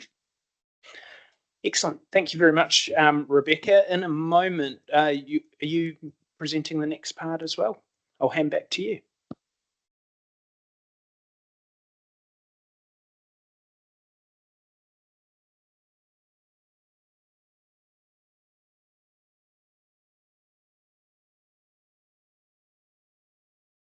So today we're picking up where we left off a couple of weeks ago. We did spent some time in the last workshop on performance framework, giving the context around what it is, why it's important and how it works. So I'm not going to revisit that today. Last time we went through the transport group, the waste management and minimisation, emergency management and regulatory services. And today we are going to cover off community facilities and recreation, strategy and policy, and the community group. So just a little couple of slides to kick us off, just to revisit again. You've seen this one, but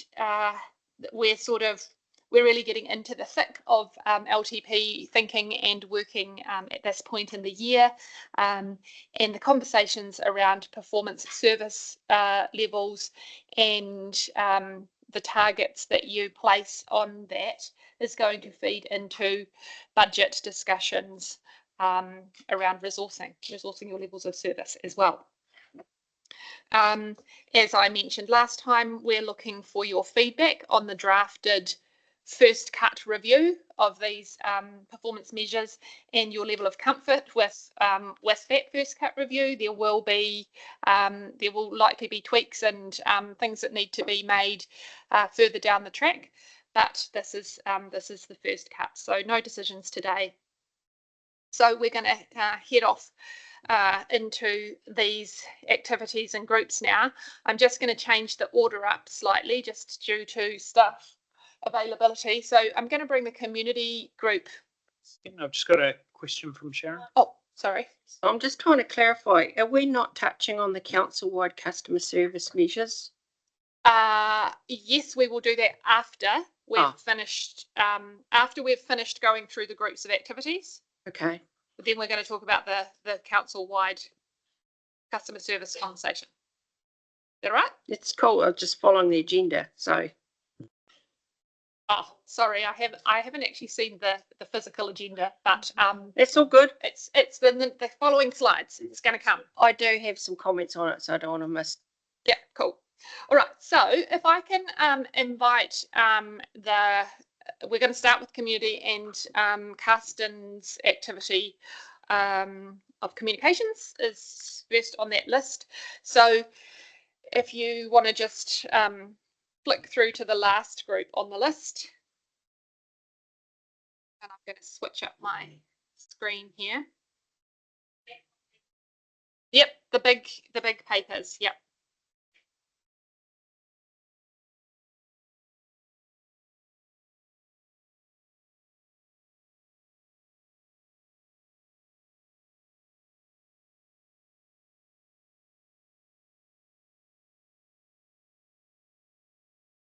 Yeah, as I mentioned last week, this I'm putting this up on the screen. It's going to be pretty difficult to read on the screen, so that's why you've got your printouts.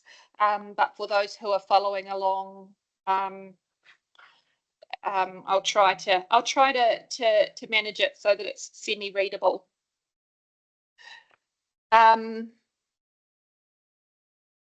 So with the communications measures, the team has essentially they felt that the last set of measures weren't very useful, so they are proposing to use a new set of measures that are more meaningful. And I think I'll hand over to Karsten if you've got any preliminary comments, or otherwise we will just take questions or comments from the floor. Let's do that. Okay, questions and comments from the floor. What might be helpful first is, I'm actually just trying to find it on my iPad. I think what might be handy is for a quick talk through what they are and what the rationale is for having those as the performance measures, because and look, you can group them a little bit, but what I'm keen to understand is why the other ones perhaps didn't work and what you're trying to achieve with the new. You don't have to go line by line.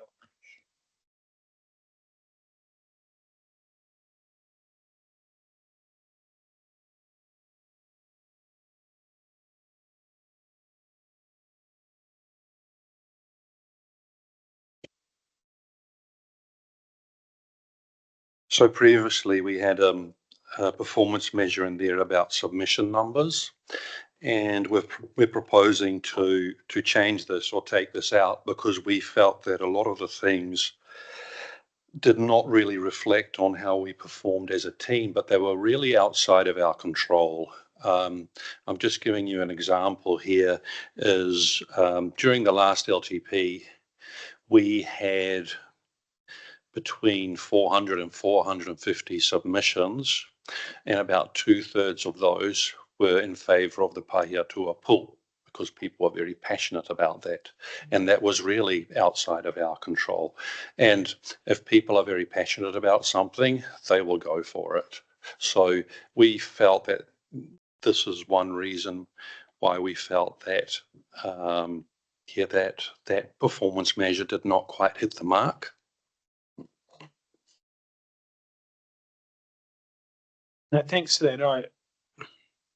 Just the only thing I think we should consider is I don't want you to sell yourself short. And so I certainly understand we may sometimes have outliers that drive really, really strong engagement. But I just reflect a little bit on the discussion we had earlier today with the amount of time and effort that had gone into previous engagements and the response rate, which was not particularly high in some, and then the change, and this was directly influenced by the comms team, finding a different way to be engaging with our community and the high level of submissions or this high level of engagement that we had.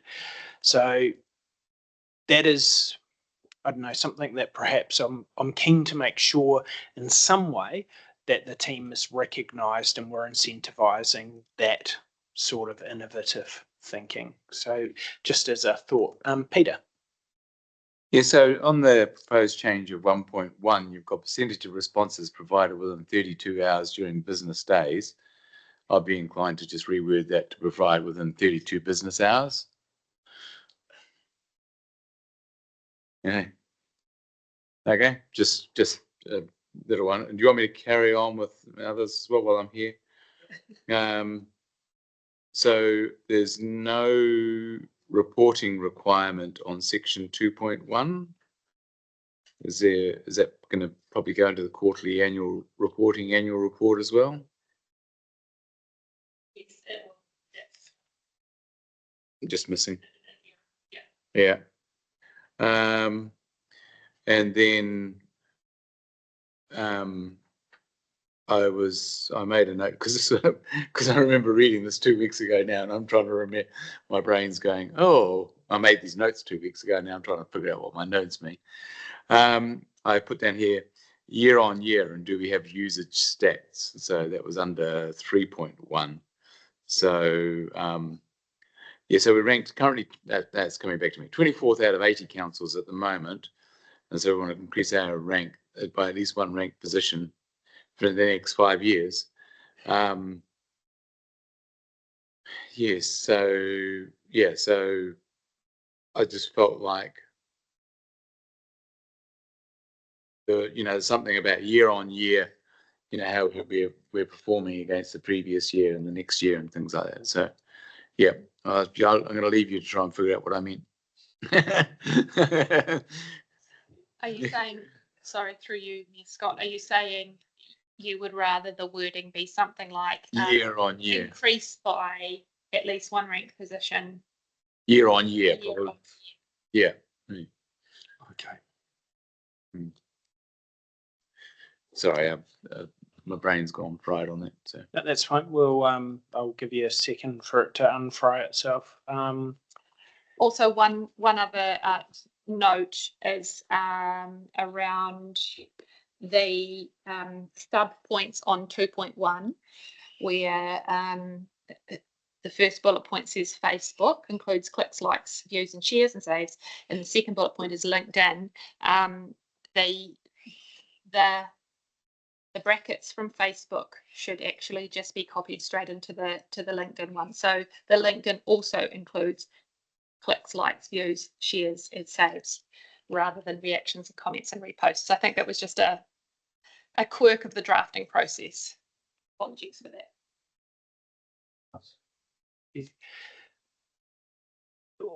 Just as a more general one, I mean, these are fine. The thing that I'm probably struggling with a little bit, it goes to my original comment of, are the service performance measures rewarding and driving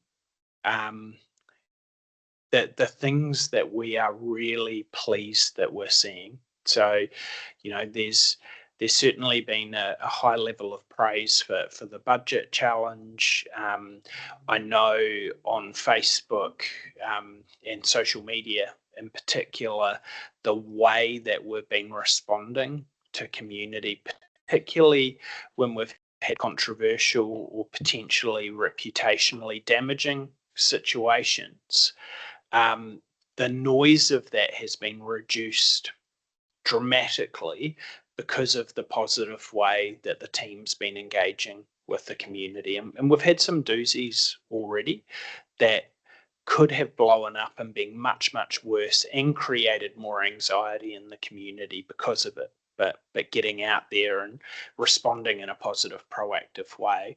I'm not sure how to capture that, but I do see service performance measures, one, sure, of are we on the right track, but also the incentive to be driving what we're wanting to see as a governance team.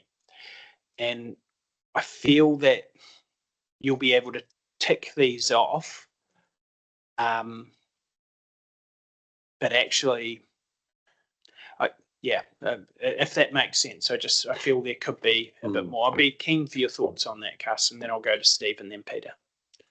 Yeah, I totally get where you're coming from, Mayor Scott. For us, the difficulty is in measuring this sort of thing, and we've been given a clear instruction, to have measurable targets. So, look, we can go back to the drawing board, and we can have a bit of a hui within the team how we can tackle this. I really take your comments on board. Also about engagement. It's also really a tricky one, as I highlighted. Sometimes you have an engagement about rates and revenue policy, for example, something which just does not resonate very much. Yes. Is there anyone from the finance team here? You see what I mean? So that's the underlying reason why we weren't happy with that. However, yes, you are right. We've made considerable improvements in how we do that. We've made improvements in how we deal with our social media. So how do we reflect those in our performance measures? That's the big question. And I suppose it's not just, it's driving that to continue. And also, who knows, there could be changes that happen, down the track. It's making sure that we keep the focus on something that is really clearly linked to our strategic framework. For us to be successful in our strategic framework, particularly in the second pillar that we're looking at renaming, communications is going to be a critical part of that and how we're building trust and engagement with our community. So if we're saying that that's really important to us, I want to make sure that we have a mechanism to be monitoring that really well, celebrating the success or learning from where we might be able to lift that. Perhaps we'll give that a bit more thought. I also don't know how to do it, so I understand what the difficulty is. Steve. Yeah, thank you. I'm just looking at 3.1 and the way the languaging is. That's going to take 56 years to get to 80 or down to 1. Because, so the way I'm reading it, we're 24th out of 80, right? So 24 years, and we're ranking, say, 24 till now, increasing by at least 1. Why can't we increase by 5? We want value for money. That's the like I see this. I mean, to me, that's very unachieving. I want results.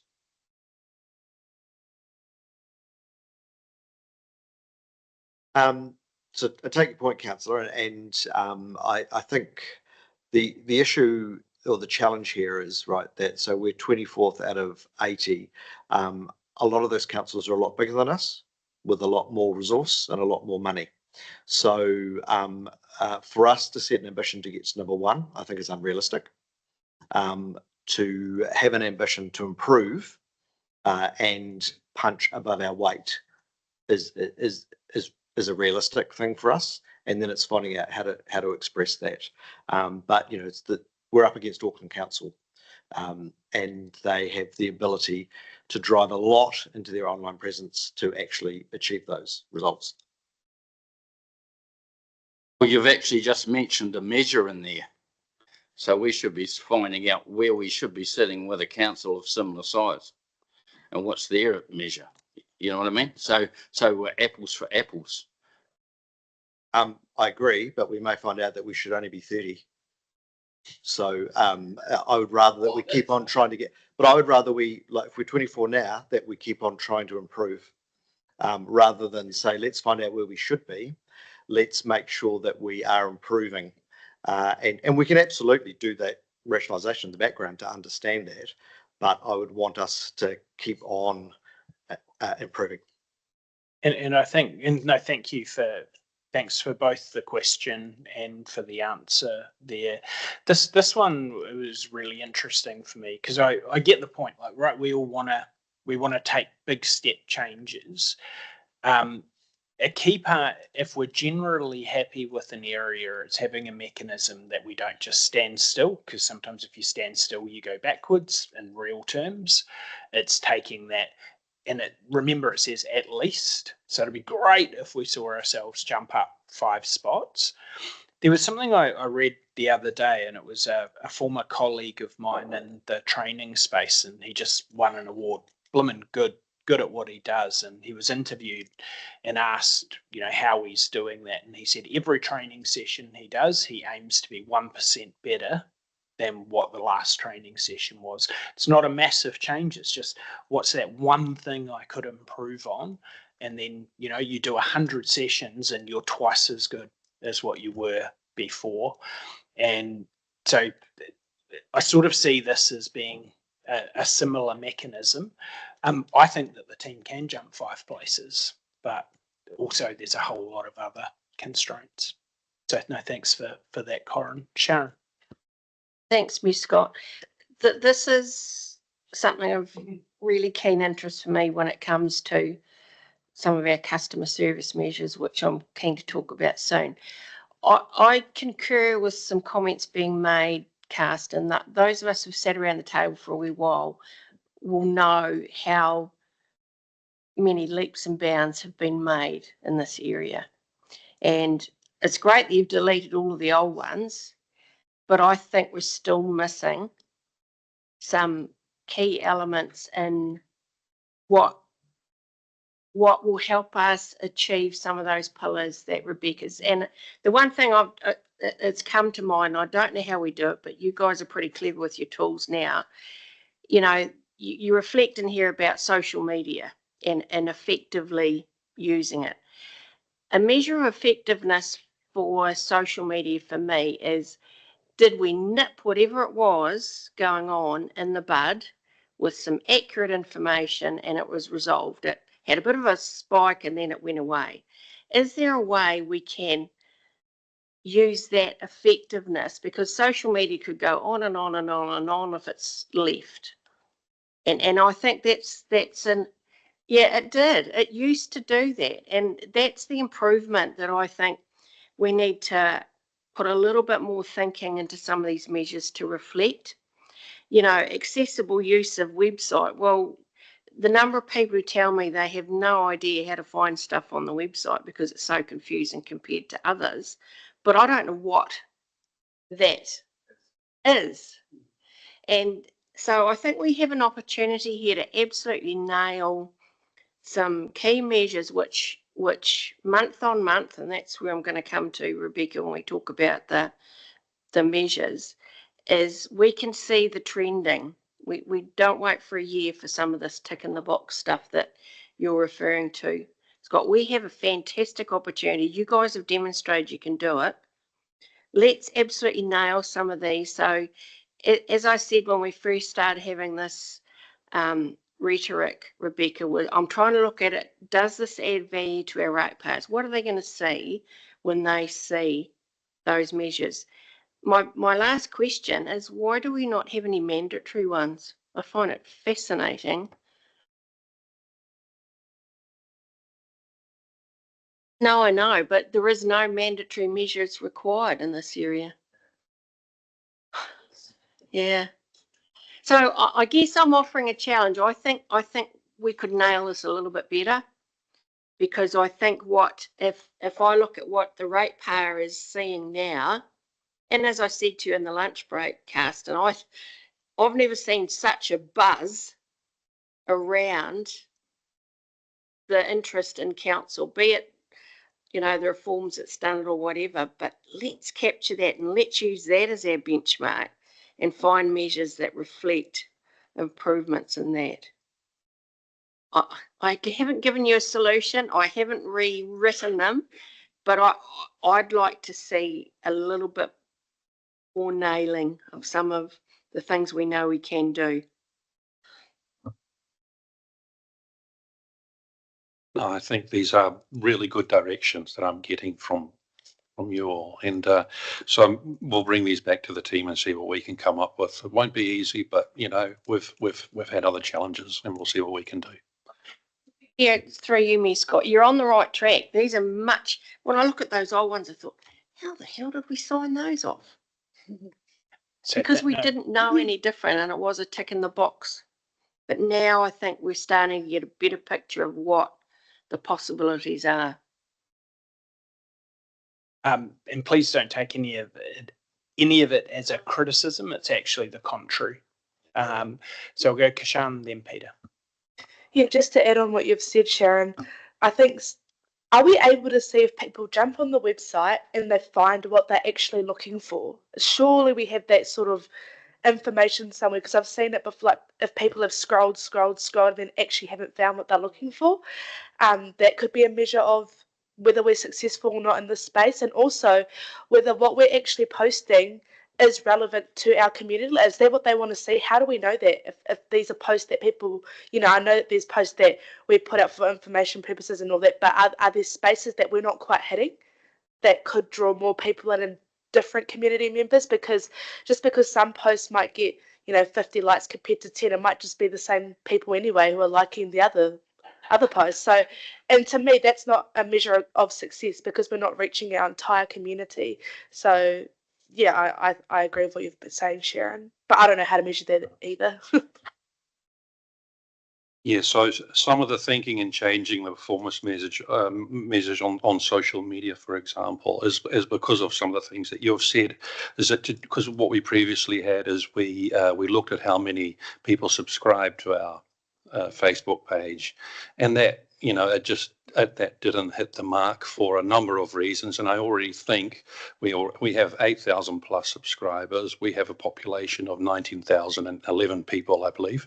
So we're already pretty high. So I think, you know, if we revert back to engagement and use that as a measure, that of course, we won't be able to do that for every post, but if we take that as a general, it hits the mark a little bit better in how we're progressing and how we're doing on social media, because we have this target set out for us now. So we'll be working towards that in how we deliver our social media content. And, you know, I don't know if there are tools out there, and I think where some of this comes down to is sentiment. And again, you know, Sharon mentioned it at the start of, for, you know, people that have sat around for a while, for newer councillors, you've probably seen actually how good things are already. Even in the last term, I mean, I sort of saw the change from the older way of doing things to a newer way. And I think if we looked at the sentiment generally of our Facebook page, when I first joined council, it was not a pleasant place to go. I would get often comments from people about how they just don't go near it or don't read the comments because it was just toxic and negative. And it was really unpleasant as a councillor to read it. That is not the same anymore. I jump on and look at the comments, and sure, you're not always going to get comments that agree with everything. That's important. That's okay. It's just that the ones that are completely wrong or negative are managed. People are answered. They're answered respectfully, even if it isn't put to council respectfully.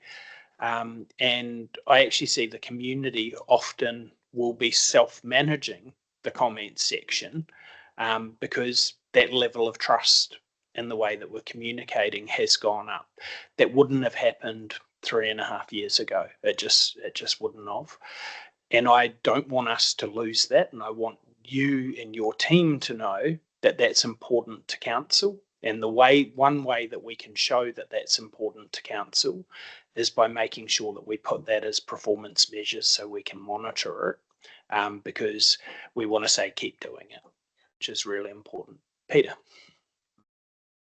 Yeah, so actually the LinkedIn comments does include reactions, comments, and reposts. So those are a different performance measure than Facebook. So that's how LinkedIn actually classifies them. So that's correct as it stands in there. So don't copy and paste it down. Scott just hit it on the head. It's the sentiment analysis that we need, and there must be some tools out there, I'm sure, for sticking across social media for capturing sentiment. And so if we can find some sort of measurement tool for that, that would be good. And the last thing before I let you was a lot of websites I go on to have a survey of, randomly they select, can you please provide, did you find what you were looking for today? How easy was it to find, and all that sort of stuff. And I would imagine that with your creative ability that you have in your team now, that wouldn't be too hard to do. Yeah, thanks for that, Peter, through you, Mayor Scott. AI is really good at sentiment analysis, so that's something that we could. Yeah. Yeah. Thank you, Scott. So looking at the website, I do get a lot of comments about how it's hard to find anything. Having built websites, you can use Google Analytics to really deep dive into what people are using. When it's developed and built, you can get forms to basically, when someone highlights something, hovers something, or gets data, all that data is quite easily available if it's developed into the website when it's being built. And all of that information can feed back to say what people are finding if they're not finding what they want. One of the worst things to have to do on a website is having to go to the search bar and search every time you want to try and get something. And I know personally, if I want to go and look for something, generally on the website, I go to the search what I want. Hopefully I get the keywords right and it brings up the right result. Otherwise you sit there scrolling through tons of information where things are measured, where things are mentioned, and it just gets really hard. And it is a hard thing to work on, but it's a redevelopment of, if it doesn't already exist in the back end of it, how it's been scoped and built, then it needs to be sort of looked at and added in. I think it can be done. Yeah, I know, and we work a lot with Google Analytics. And actually, if I provide some reasoning why we chose this specific ALGIM ranking as one of the things that's important for us, is what we're facing now. It's the times are changing. People are not going to Google. People are not using the search function on our website. They are going to AI. So we need to redo this website. And the wheels are in motion for that. We are doing it, because that's what we've seen is about between 15 and 20% of people are actually searching for things through AI. So you need to make sure that your content is being picked up by AI and what is there is accurate. Because there are This can lead to problems for council if that's not the case. People look for certain information on AI, they get an answer. The AI has picked up the wrong information. People have taken that at word and they've taken action because of that, but it's actually wrong. So there's a large grey area there. So every council in New Zealand now, they're rethinking the way how they're doing their websites because of this. And no, thanks very much for that. And I think one thing, and I'm not sure if it's intentional or not, but AI is working very, very, very well with our agenda section of our website. And I quite frequently jump in to understand when perhaps we made a decision or what decision we made. Or I remember maybe a few years ago, council talked about something. I can type that in general. I mean, I think I did it with Steve in my office the other day, and we didn't quite get what we needed, but it will pull up a whole lot of links, and often you'll get what you need. So don't know if that's intentional or how it's structured, but you're right. That's the next step of Google. Google search will basically just become AI soon because it's diminishing so much. Alison, sorry to keep you waiting. Thank you, Ms. Scott. I'm just curious, Chris sort of already touched on it already, but I'm just wondering if we've considered using search engine optimization as a supporting performance measure. I've kind of have an idea of it from doing my uni studies on it through social and digital marketing, but I wonder if council has used that as a tool to, measure performance so that residents can effectively find accurate and timely information, as we've discussed. Thanks. Through you, Mayor Scott. Yes, Alan, we have, and it's actually a really large component of this Algem ranking that we have is search engine optimization. Yeah. Hopefully that gave some food for thought. Lots. And apologies. Thank you very much, Carsten. Thanks again to you and your team.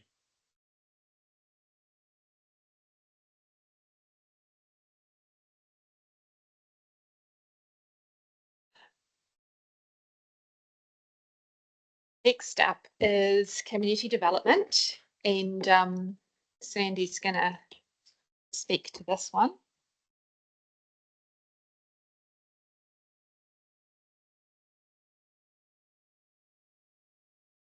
Kia ora koutou. So working through the previous measures, there were a number that weren't particularly clear about what we were measuring. There were some, as you know, and we've talked about, that related to some funding that was reduced from the last LTP and the levels of service reduced, but the corresponding measures weren't taken out. So going through those, we have removed all the previous measures on that basis. And I think it's helpful if I maybe just start with a little bit about how we thought about this and the function and what it delivers. So I broke it into a couple of areas. The first one being the grant funding aspect of the function. So that's managing the contestable fund and supporting access to other funders through things like the Funders Forum and the grant finder on our website. The second part of the role is really relationship based. So relationships across our communities with iwi community boards, community committees, and other agencies and communities.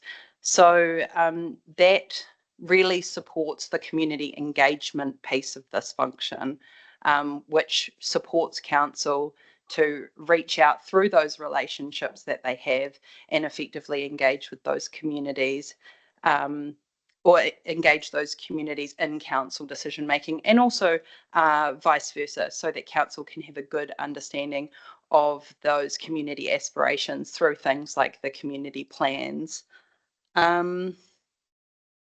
We found it particularly challenging to find measures that would be meaningful to our communities. across this function, things that we could specifically measure that would give effect to those really relational based aspects of the function. So appreciate that what we've come up with may not hit the mark. We really struggled. We looked across at what other councils had in their LTPs across performance measures. We really want these to speak to what the community are looking for from this function and what you all are looking for from this function. So we were just really keen to come today and get some direction and feedback from you all. Thanks. I might just open up and it might be a tiny bit provocative with this statement and acknowledging the great work that Sarah did in this role, and I know it's a role that you're actively recruiting for.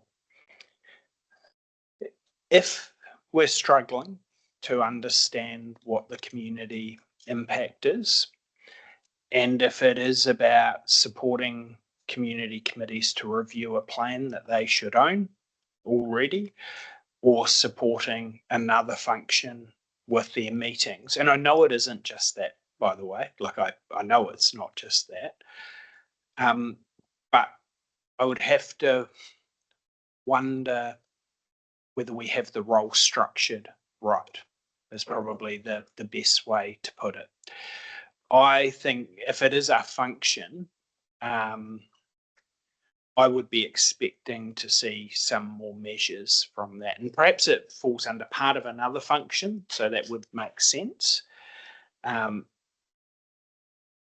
I just know that role's expected to do more. I jump back to some of them that you've crossed out, and I wonder if we are missing an opportunity as a council not to be exploring external funding in the climate that we're in. And I understand why. That dropped away, and that was because we changed that role from when Kimberly was doing it. But we can't afford, and we're not going to be able to afford under a 4% rates cap to do a whole lot of stuff. And we're not going to be able to afford to support some of what our community wants us to do. Do we have a role in actually rethinking how we're getting external funding? Thank you. So I think that this actually really nicely links in as well with the economic development conversation, because that is part of what we're thinking about. These two functions sit really closely aligned, economic development and community development. So I think that could also be an aspect to the economic development space. And I'll come to you in half a second, Sharon. Because this is for the LTP and we have some real discussions, and I know we've had some discussions about that role and what it could do in the future as part of LTP decisions, are we premature in coming up with service performance measures because we don't know what this is going to look like, and potentially it's going to look significantly different? So are we actually looking at this way too early for this particular role? Well, we haven't. We've specifically left economic development out of this specific one for that reason, because no, we're not ready to have that conversation yet until we know more from our community, I think, and what they are looking for in this space. So that's probably why this also was quite challenging.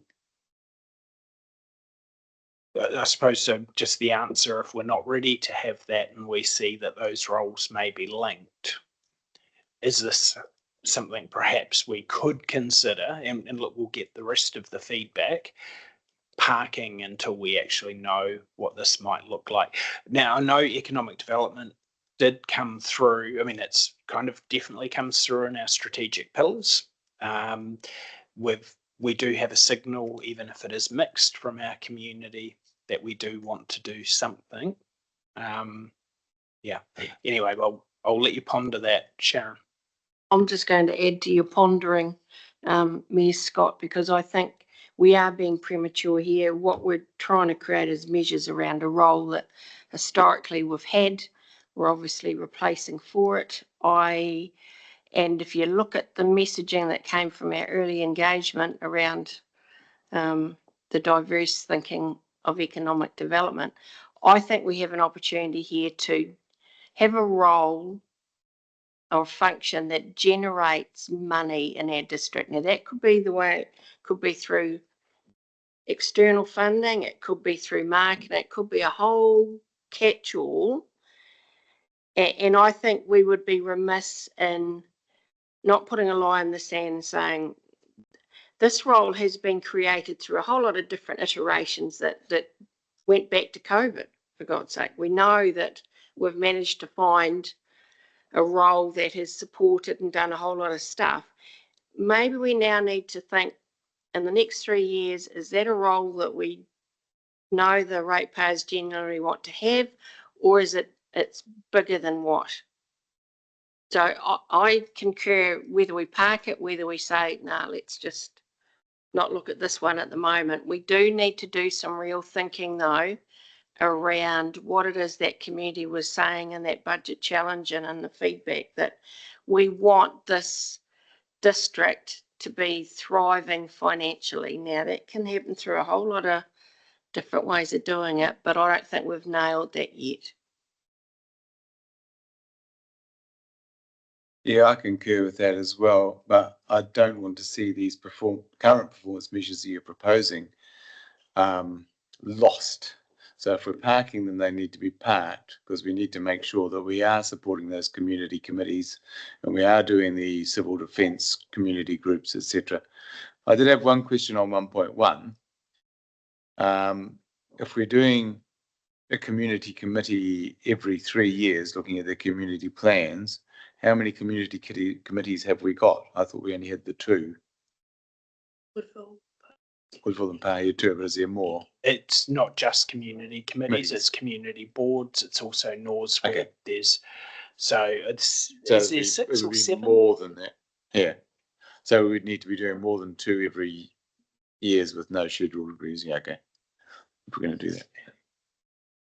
Yeah, so, well, I mean, it's communities that have interest really in doing this. So we've worked with the Norsewood promotions, but if you look at the emergency management plans as an example, I think there's 17 of those. 13. This is probably one for another whole discussion, but actually we have a real opportunity potentially to look at how we're doing things, and I think part of that needs to be a review of how successful the community plans have been that have been put in, noting that some towns, large towns, don't have one and have chosen not to. Some others have done one and probably haven't looked at them again. And some of that's not on council. It's not for lack of trying. So yeah, and I think that's where this role is. I think that we need to really look at our direction for those functions before, through you, Corin, looking at how we measure the performance, because I actually don't think that we've set the direction yet for those areas. Through you, Chair. Yeah, I mean, I completely agree, and I think that that's part of what Sandy's bring to light here is that actually we haven't really settled on what we want to do, so therefore it's really hard to set the measures, or we'll end up not measuring the right thing, or ending up having a conversation about measures which don't actually exist, so we'll just park them even though we've passed them through an LTP process. And my sincere apologies, Sandy, because we're certainly not making your life easy. So thank you for the valiant effort of putting that in. But I think it has actually, which is a great thing, particularly for the LTP process. It's something that's highlighted that actually we are really keen to dig into. So yeah.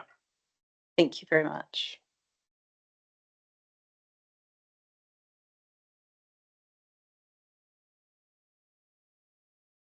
Something that has just sort of been bubbling away in the back of my mind as I've listened to the conversation. There's a couple of things related.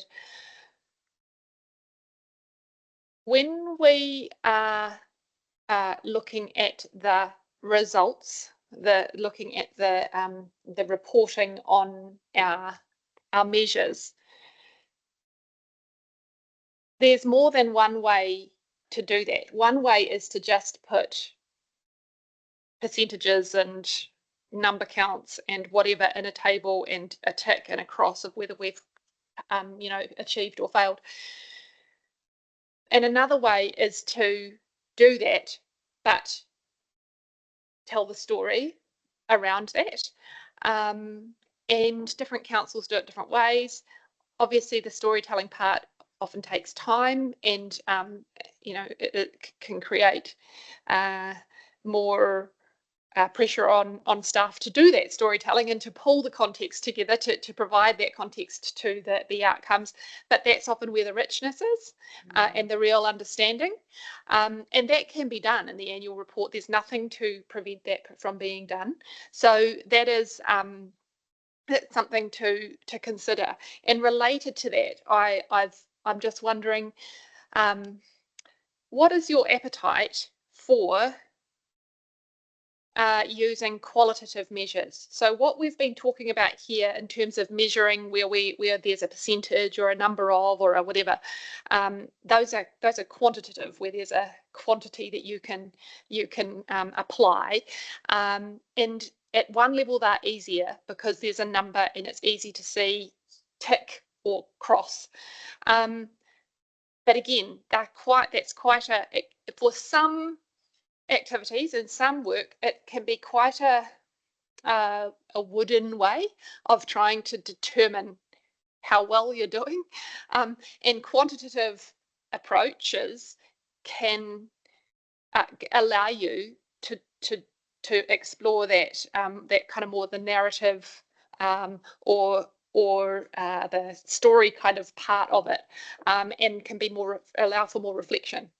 So that's an option, and particularly perhaps with some of these more challenging activities to kind of nail down to a number. Probably your average community development worker would not say that the impact can be measured by a number. So that might be something to consider. But before we do, have you got any thoughts on that? Yeah, I'm definitely in favour of qualitative, and I think with the AI stuff now and sentiment analysis and things like that, we can get to qualitative answers a lot more quickly than we would have historically. Particularly if we set up the right parameters for what we want to do. I'd be reluctant to see you spending, 20 hours to write a report that we review for 5 minutes. But, if you can do a report in 5 minutes because it's been set up the right way and then we can review it, then there's a lot more value. And we saw that from the budget challenge. The real gold was in the comments, which is qualitative analysis. So, yeah. And look, you do have to be a bit careful, particularly just using AI to do that, because depending on the inputs, it can give quite. Yeah, it can be, and we've been working through an example of that recently. That if you do a slightly different input, it changes the whole feel and the sentiment. So yes, as long as you put some guardrails, I'm really in favour of it. I'll tell you, probably, I don't know if I mentioned this when we first started looking at it. One of my big goals with all of this is actually we have something meaningful that we can govern based on. When we look at the last LTP, frankly, we didn't. So we would sit there, we would have these service performance measures come, and it would be a 5-minute discussion, because actually most of them were explained away because they weren't relevant for this reason or this reason or this reason. And the team still had to develop them, they still had to spend the time. But I think having qualitative information in there can help tell a story, but it helps us to be setting direction, monitoring, and making sure that the organisation is is tracking in the way that we expect that it will, and giving operations the license to actually get out there and deliver to those service measures.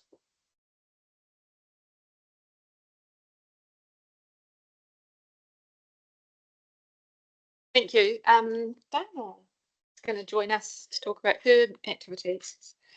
So customer services. Welcome, Dana. First up. Because it relates quite nicely economically. Okay. Yeah. Sorry, I'm just saying maybe we do visitor information first because I think that leads quite nicely from where we were discussing if everybody's comfortable with that. At the end of that page. Yes, cool. So we haven't had a performance measure for visitor information before. It used to all sit, I believe, yes, under economic development. But now that we have visitor information services operating within the Dannevirke Customer Service Centre, and we still have eyesight, which obviously has a visitor information portal forum, we thought it was important to include something. So happy to discuss what this could or couldn't look like, or if there's a better way to phrase it. Happy to put any suggestions on this as well. No, thank you. Just a quick one on this. I mean, that sounds fine. How are we capturing things? And I don't want to go to a super granular level with each task, but things that I think are done within that function, like sorry, what's it called? The calendar of events, which is, well used. I use it every time it comes out, making sure that those things are done and that people are seeing value in them. I'm sure there's lots of those little tasks. The new resident welcome packs, things that people talk about being important, but I think they're quite a good one to celebrate in there. So how are we capturing that stuff? Is that within customer services or?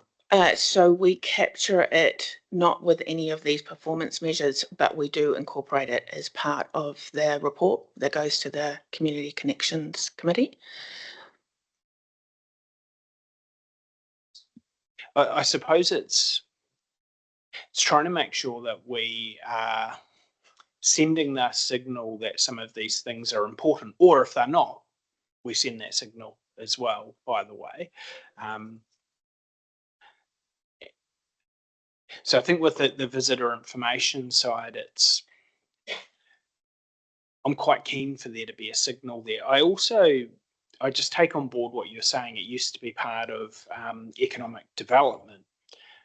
Is this something that we should be looking at in conjunction with economic development? Because I'm always really hesitant, Dana, and I appreciate you putting this forward, but it's similar to the Sandy part where when I hear it was really hard to come up with them because we've moved them into this spot, it does make me go, do we need to do that other bit and then look at it a bit more holistically? I'm not sure. Through you, the Mayor, that's kind of why I wanted to go to this one first. Because I do actually think that it sits as something to be considered as part of what Sandy was talking about and economic development overall. From my perspective, visitor information is one component of economic development and doesn't really even hit the eyesight target. So where you were talking about the events calendar, that's really not part of necessarily visitor information and what visitor information is doing. And that's something that we're now having to really think about with Carol's departure and employing somebody as part of that role, because it's now a customer engagement representative role, not an eyesight specific role as well. So yes, those functions still need to sit across that area, but it's one component. Yeah. Does that make sense? I think it's certainly interesting as to where that's going to do. We were talking about the eyesight the other day, and my wife is giving me harsh remonstrations and say, do not remove the eyesight because it's valuable. There are people that are using it for all sorts of things like travel bookings, and there's all sorts of stuff that's done through the eyesight there that we don't even know about. And it's an area where we could be promoting it more, and it could be an area for economic development, absolutely. There's a lot of people in the community that really struggle with doing their travel bookings, and if they could go down there, and we haven't got a travel agent in Woodville, I don't think we've got one here, have we, or not, Danny Beck? So we actually do travel bookings through the Danny Customer Service Centre. Yeah, okay, so those things are really important. I would question, my question originally before the conversation came along was, how are we going to measure this? You know, I agree with the fairly satisfactory, very satisfactory, and the 90% target, but whereabouts do we report it? You know, is this going to be from a visitor perspective? We have to capture them on the moment, if you know what I mean. There has to be a survey done straight away. For the rest of the population, is that going to become part of the annual survey? So therefore, do we need quarterly reports or not? To me, it's one of those things that maybe the comms team can do something, and we could get a monthly report or something to the to the community committee or something. But I don't know, it necessarily needs to step right back up to council. Yeah. And that's exactly the conversation that Sandy, Rebecca, and I have been having. It's like, where are we actually? How are we going to actually get this result? Is it through the community survey? Okay, well, you're going to be getting that information from community members, but not necessarily the visitors. So, yeah, that's why we've struggled a little bit. Through you, Chair. Yeah. So just picking up on something Peter said there, I think, so it strikes me that there's two parts of this conversation, right? Because locals using the eyesight for their travel bookings is not economic development.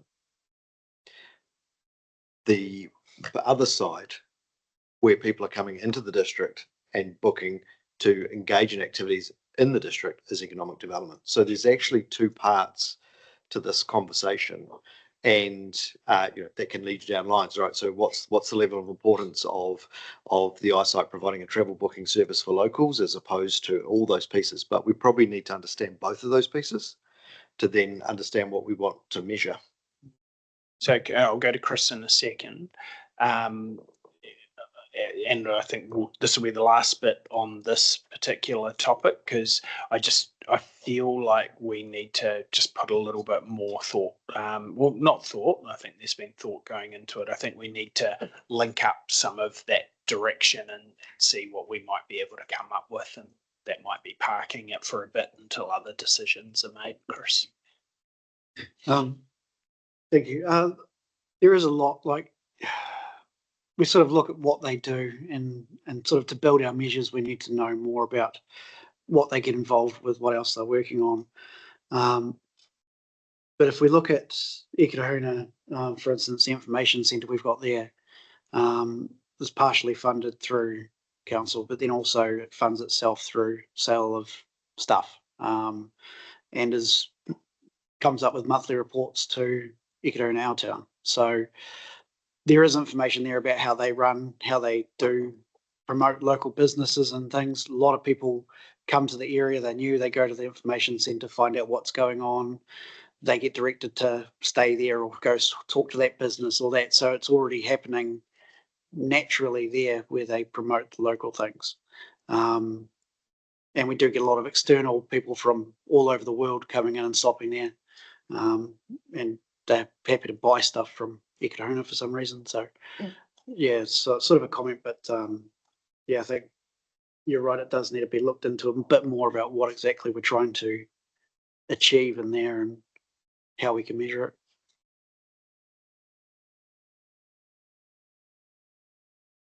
Right, so my next one is either customer service or libraries. Okay.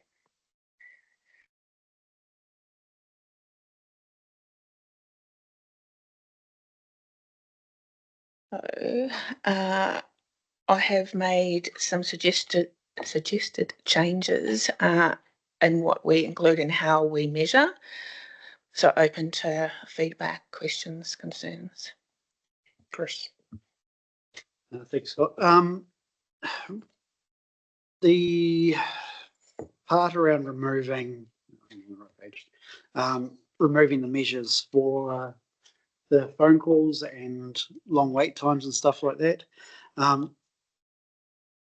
It's good to see whether it's worthwhile at council, but to know that the responses are getting to them, and looking at the average wait time versus the thousands of calls that we get, and working out what is actual wait times and how much, how many abandoned calls and other things are useful. Was that being dropped? So we've just consolidated more than, so that we have removed abandoned calls, but that will be continue to be reported on as part of Community Connections Committee reporting. But it's actually, from a measure point of view, really hard to add value or understand why those people are abandoning calls. So that's why we've dropped it. But average wait time is included in 2. The number is the numbering right there, 2.2. Yeah.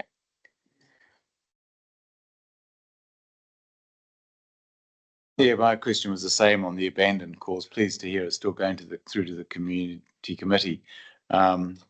You can put filters, of course, on those too. People that abandon calls after 2 rings, another call came and they chose to go to answer it.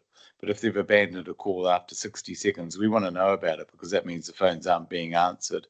So it needs to get captured somewhere. And the average 20 seconds might be that most calls are answered within 10, but there's several that are answering out there at 3 minutes. You know, that's what's going to prompt complaints about nobody ever answers the phone. So it's good to have that statistical information there so that we can go back and say, well, yes, we do answer. You must have just been unlucky and struck it at a really bad time.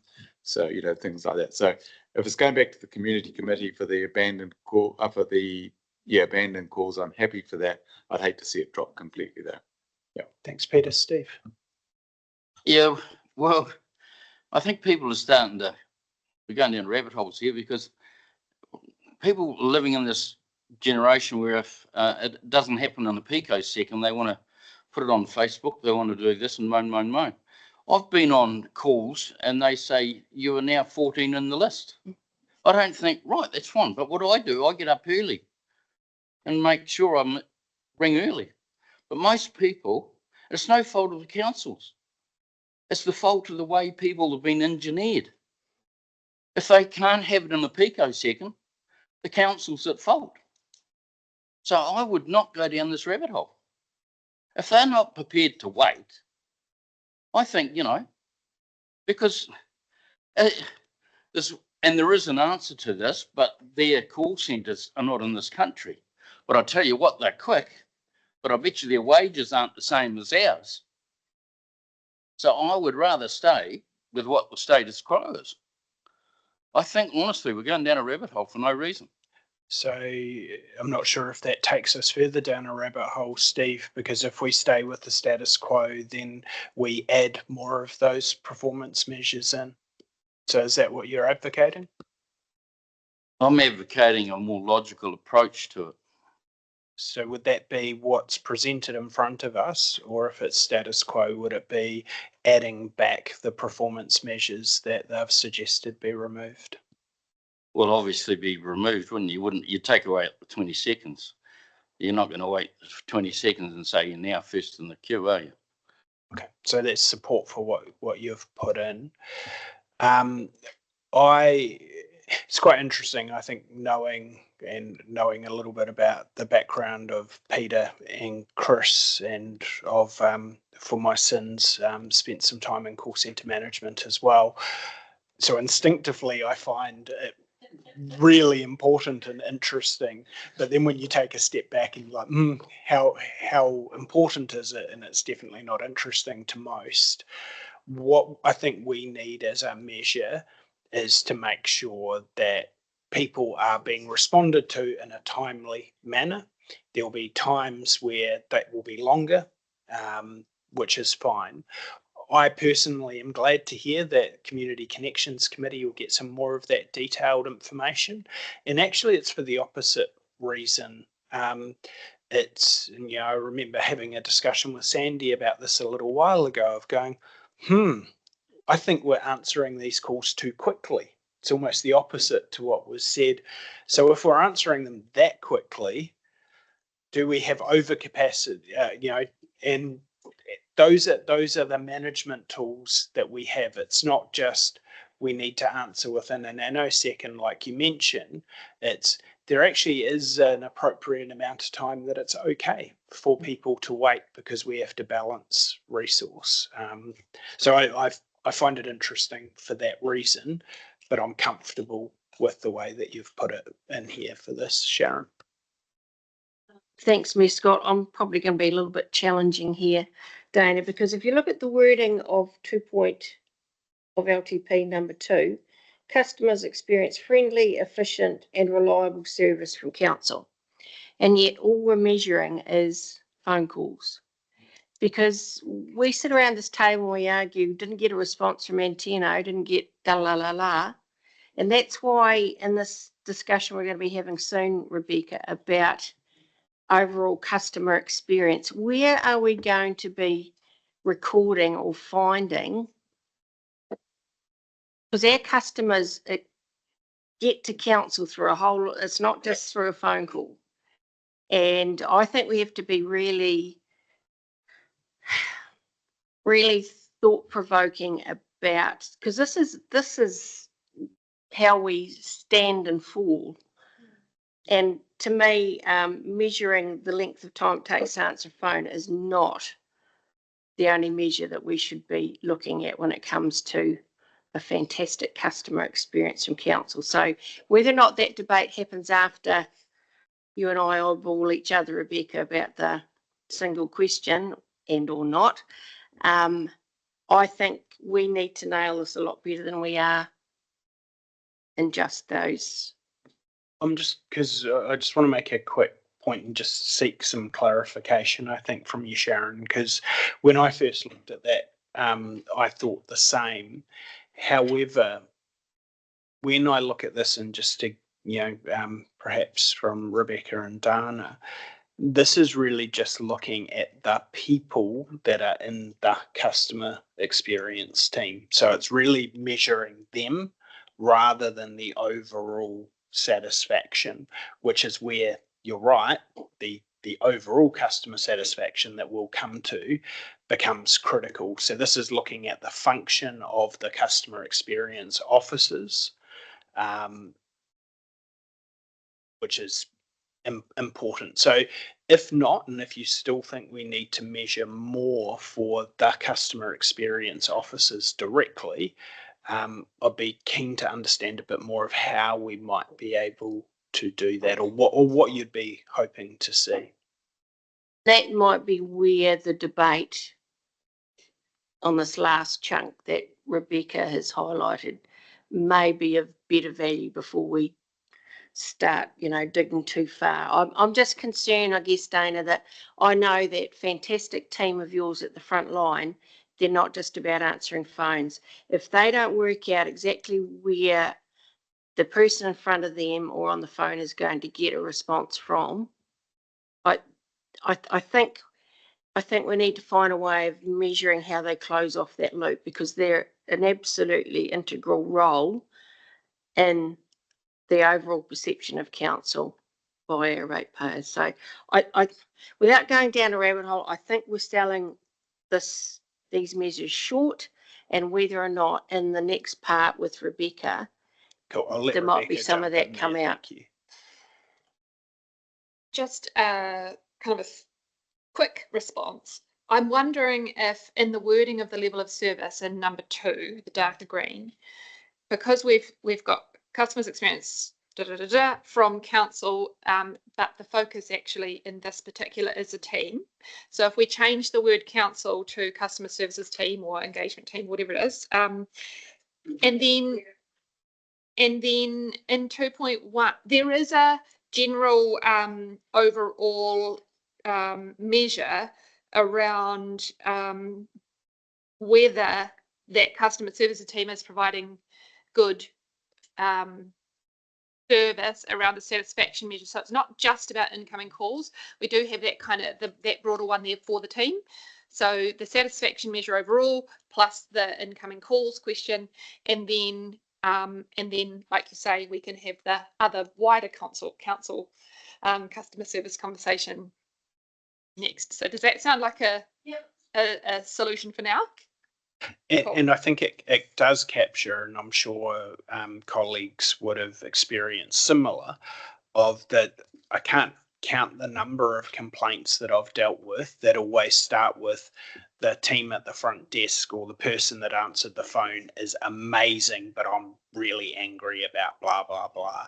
So I do like this in a way that it separates that out. Let's actually measure the great work that the team are doing at the front desk, but actually we're also going to be making a commitment that we're a can-do council and we have our pillars. Are we living up to those? And that's where the overall service measures need to come in. That sounds great.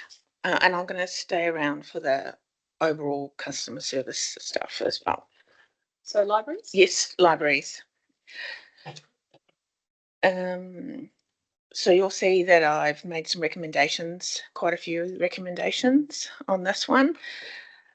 It was trying to make it more focused. We will continue to report on a number of other things through the Community Connections Committee as per normal. Once again, happy to take comments, questions.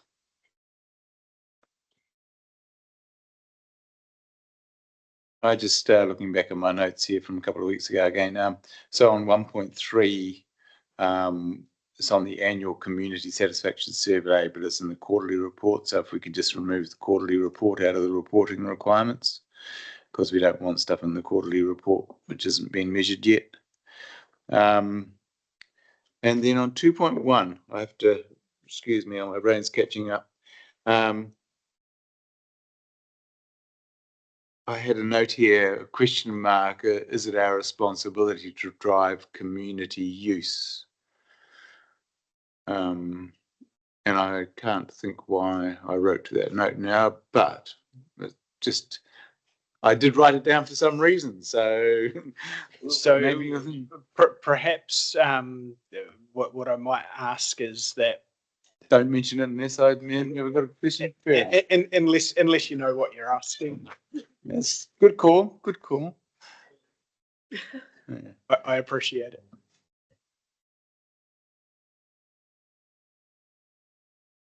Could I please just double check 2.1 of the number of participants at libraries programs, just to understand exactly what that means. What are we measuring exactly?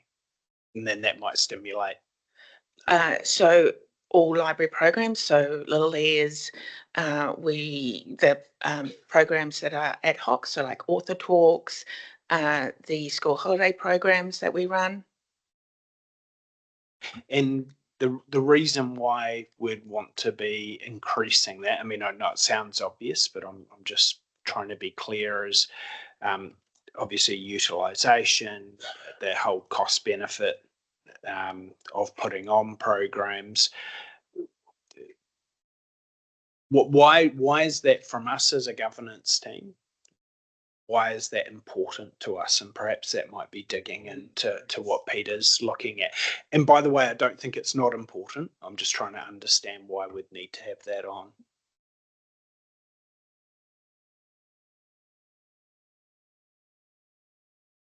So I do note, Mr. Chief Executive, your library background will become invaluable here. Name's MLIS. Really, it speaks to relevance. All right. So if the programs that you are running are relevant to the community, then the attendance at those will increase. So if you're running programs and there's hardly any attendance, it tells you you're actually not doing the things that the community want. So that's the reason that you measure and try and increase, because you're driving, continually assessing what you're putting on. Is it what your community, your library users want? And hopefully people who aren't library users who then see a relevance in the library, because now you're doing more that is relevant to them. Thank you. That's a great answer, Chris. Thank you. This might be something that Corin can give a little bit more information as well, but with the 2.3 number of items loaned from libraries, understanding with technology and the digital age now, would we not be seeing a decrease in that naturally? Yes, there is a slight decrease, and that's reported on as part of the Community Connections Committee as well. But this is inherent for libraries, and it's still an important function. Oh, sorry, yes, and this measure does include electronic as well. Yeah. Yeah, so that's cool, but is it going to be achievable to actually increase loaned out? Because a lot of people just Google stuff and find online versus going to the library or. I can feel Corin wanting to.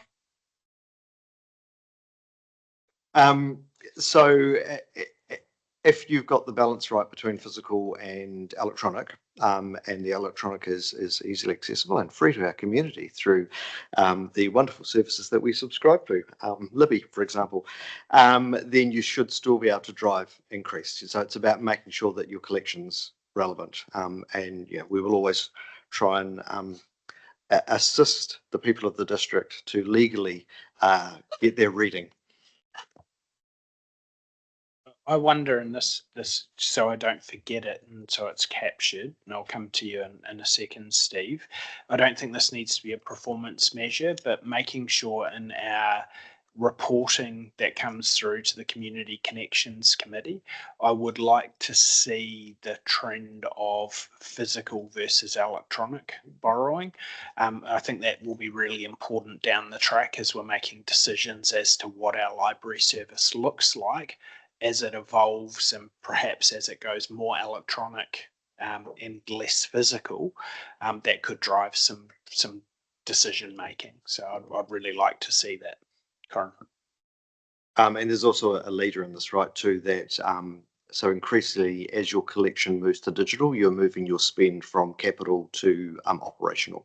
So you need to have an eye on that and understand when that shift needs to occur, so you're not left hanging.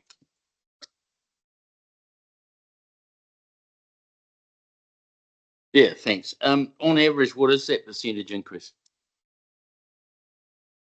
I would have to come back to you. I don't want to give you a number off the top of my head without checking. And also supplementary, it must be working because there's a lot of motorised scooters up there using your free Wi-Fi, so that's good. They don't even use but we don't capture them because they're on the footpath, which is a bit of a sad. We might have to put a clicker on the outside. We capture them through the APNKU statistics that you see reported in the Community Connections. So that captures anyone that connects into the library's Wi-Fi. I was talking more about the facility, not the actual, click, click. We've spent all that money on the counters, remember? Right. Thanks, team.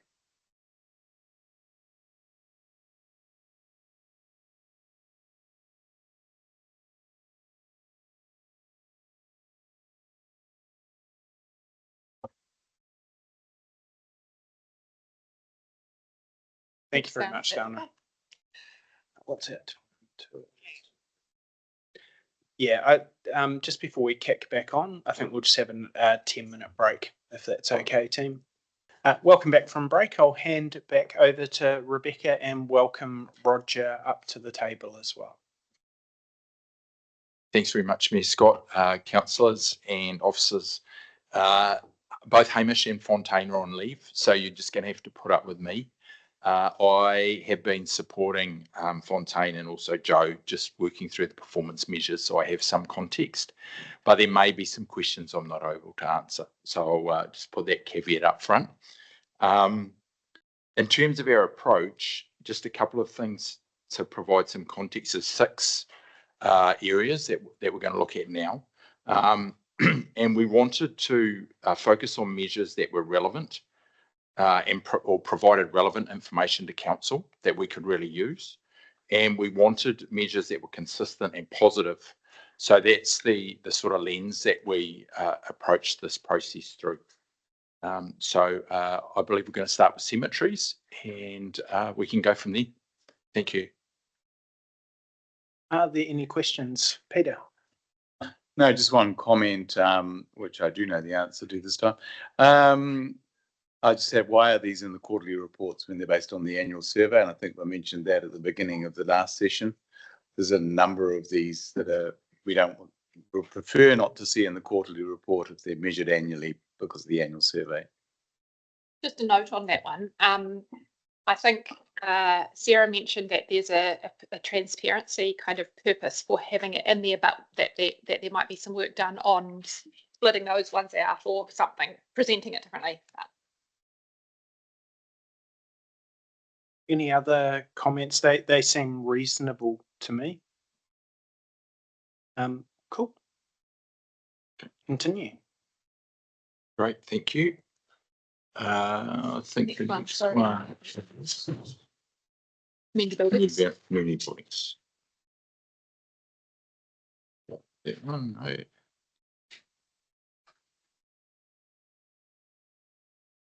Are there any questions around the community buildings?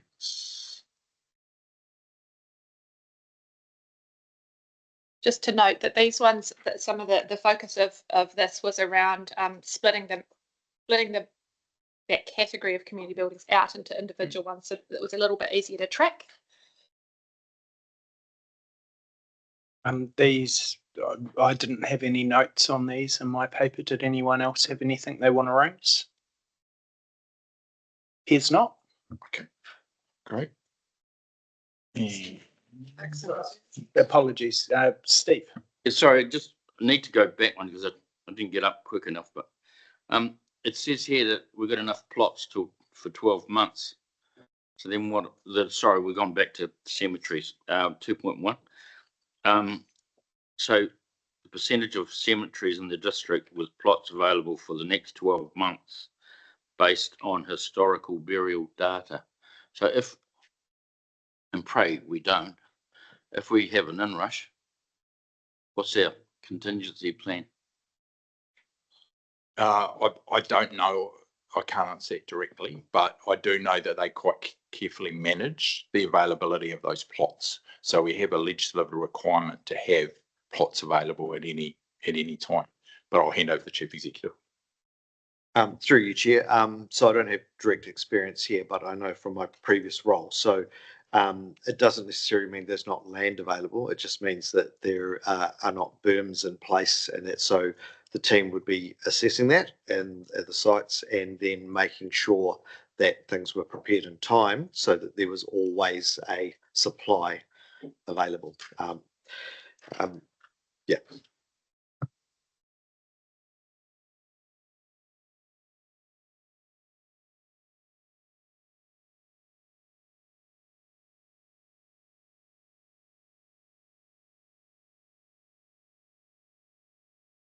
Any notes, questions, or comments on Parks and Reserves? Sharon. Thank you, Mayor Scott, and thank you, Roger, for covering for the team. I had a bit of a discussion with Fontaine 2 weeks ago when we first were doing this around whether or not we can incorporate in this upcoming LTP some form of measure where our communities begin to take on responsibility for upkeep of our parks and reserves. And it had been mooted at one of the workshops about whether or not each year we tackled one particular part of the district in terms of working with the community to be able to negotiate a stewardship or build up the capacity of the volunteers in a particular community to actually take care of some of our parks and reserves. So I don't know whether it's appropriate as a measure that there is a one-liner there that allows the capacity for each year to focus on any one particular community. I don't want it to get lost in, because I know there's a real sense out there that certainly as we move forward into amalgamation as well, that if communities, particular communities, are prepared to step up and look after some of these parks and reserves on our behalf and under, obviously, standards and No, that's great. Thank guidelines. I just don't want it to get lost, because it would be really easy to say, well, that was a great idea, Councillor Wards, but we haven't you. Very well covered. done Thank you. anything. Just to add some support to that, because I remember the discussion that we had, and it sort of looks at Pongaroa, Way to Go, as an example of a group that does do some incredible work. It has come through very, very, very strongly in the budget challenge that people would like to see more in our parks and reserves. And this is probably more of a reserves thing, but I would be really keen when Fontaine's back for her thoughts on how we might do it. I know there's been some discussion about the lower domain as an example. We have some ongoing discussions regarding the Dannyburg Deer Park, which actually does fit quite nicely into the same. But this could be a tool that we have to be meeting communities' expectations in our reserves in particular, but also empowering our community to be doing more. So thank you for raising it. Chris. Thank you, Scott. Around the item 3.1 for the playgrounds, the safety standard, should we not be meeting that at 100% quickly rather than 90% over 4 to 10 years? It just seems like safety should be a concern to have at a higher level.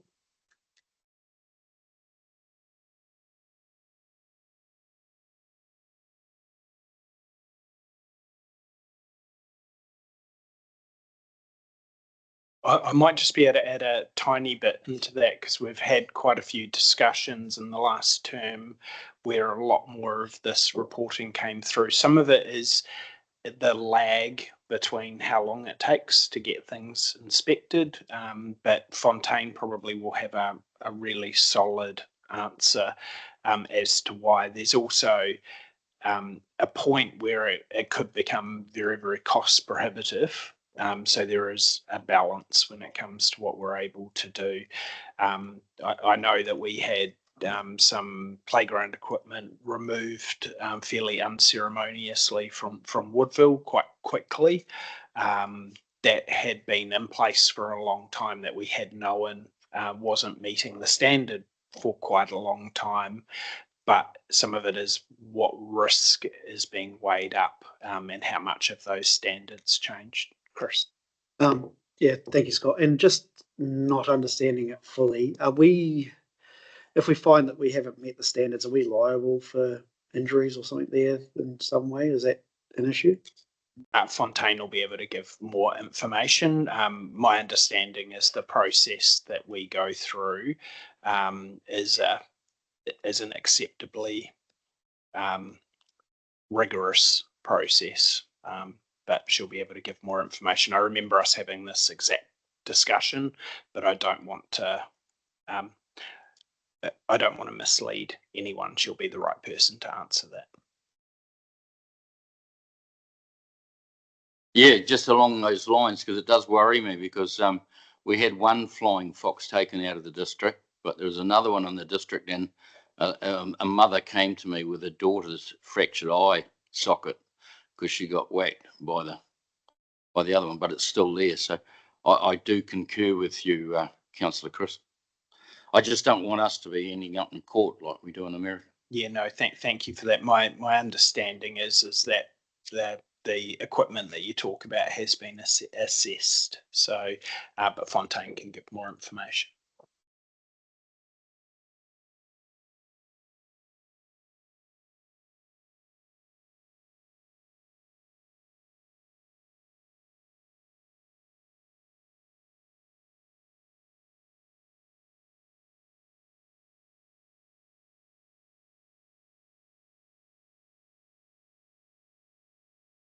Any questions, comments, or discussion on pensioner housing? Sharon. Just to point out the obvious, Ms. Scott, that this is one of our very few discretionary activities. Sure. Sorry, could you expand on how that fits in? Right at the top there, we've been working through these elements with either a core activity or mandatory or a statutory, but this is a discretionary activity, and I think that pensioner housing. Sorry, no. So I'll just stay with Sharon, and then you can reflect after. Yeah, I just wish to point out that as it aligns with the legislation, this is not considered a core activity of council. Yeah. No, thanks, Sharon. I think that's probably a separate discussion. This assumes that is a function that we are currently operating. If there's a desire to change that, that's a very, very separate conversation than the performance measures that we have. Steve? Yeah, no, I'm just saying about the measure underneath it. It's mandatory. 2.1.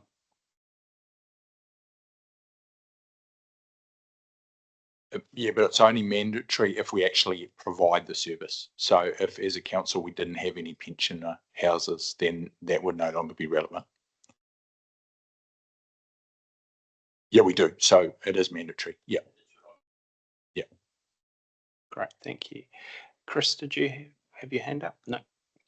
Any other comments about the measures for pensioner housing? Seems not.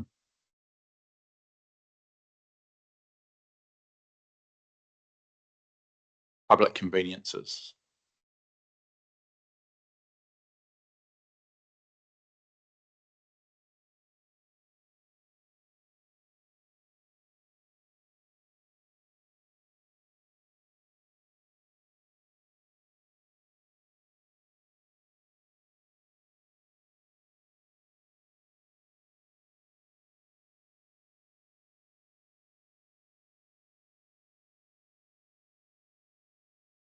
Peter. It's the one question, the 48 hours being 48 literal hours, I assume not 48 working hours. So, yeah, sorry, that was on 1.2. Percentage of customer requests responded to within 48 hours. That's within 48 hours of a request being made, not 48 business hours. Yeah. Yeah, that's my understanding, but I'll clarify that and I'll come back to council if that's not correct. But yeah, within 48 hours. And look, this one is always a really interesting one because people's expectations sometimes might not necessarily be matched by how much we're willing to invest ratepayers' money into. But it does have to be at a particular level. So the bathrooms could be cleaned every hour theoretically, and all it takes is one person to go in and mess it up in between cleans. So it can always be a frustrating one for many. It's often discussed when we look at service performance measures, but they seem reasonable, but often we don't get a great result.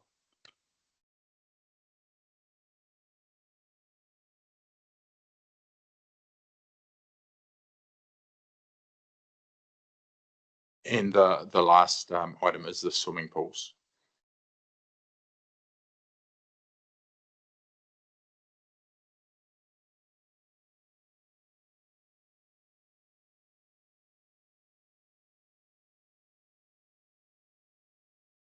Any comments on these? Chris? Just a comment, you may not be able to answer it, but I think in the previous reporting, it might have been, we saw it as, I think it was written down as 10 weeks on average across the entirety. It should be looked at per pool as a sort of, from my perspective, not just across the entire district. So I think they averaged it across the district rather than focusing on individual sites. Are you referring to 1.3? This is the outdoor pools. Yeah, so the intent of that particular measure was for each pool. So we get an understanding of, reported individually by location.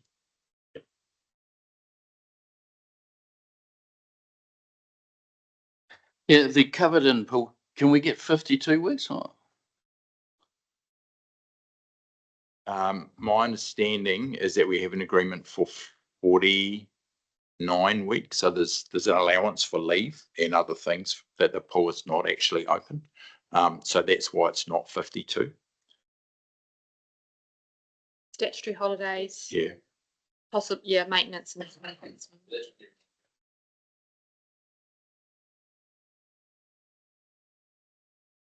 Yeah, no, we can check with Fontaine as to what the thought process was. There might be an allowance built in there for maintenance for other parts, which I think in a contract someone might be.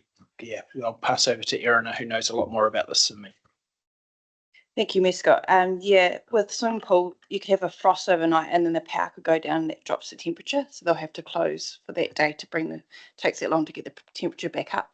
Plus, if the water goes, they're changing the acidity of the water, that might change, and that can change because of a power cut. That takes even longer to get the pool back to a healthy, so that the pool can open, it can be safe for people to swim in. So there are many factors with swimming pools. Plus, they might need to shut down because you have a code brown. Like there's all those factors that come into the maintenance of the pool to make sure it's healthy and safe for the people using it. So I think 49 weeks is pretty standard. Yeah. That's reassuring. Thank you for that info.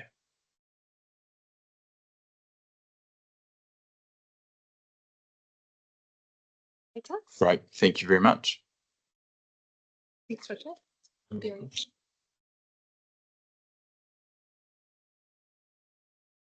Excellent. Thank you very much, Roger. Really appreciate you standing in. And I'll take those questions away for Fontaine. Question for you, Mayor Scott. Would you like to move to the conversation around customer service, or would you like to cover off the final activity? Carter could do that at a later date, or we could cover it off today. I think in the interest of time, let's jump into the customer service one, if that's okay. And then we'll see where we land from there. I'm not sure what others thought. I thought the ones that were outstanding probably won't take a huge amount of time, but there seems to be a high level of interest in the overall customer set measures.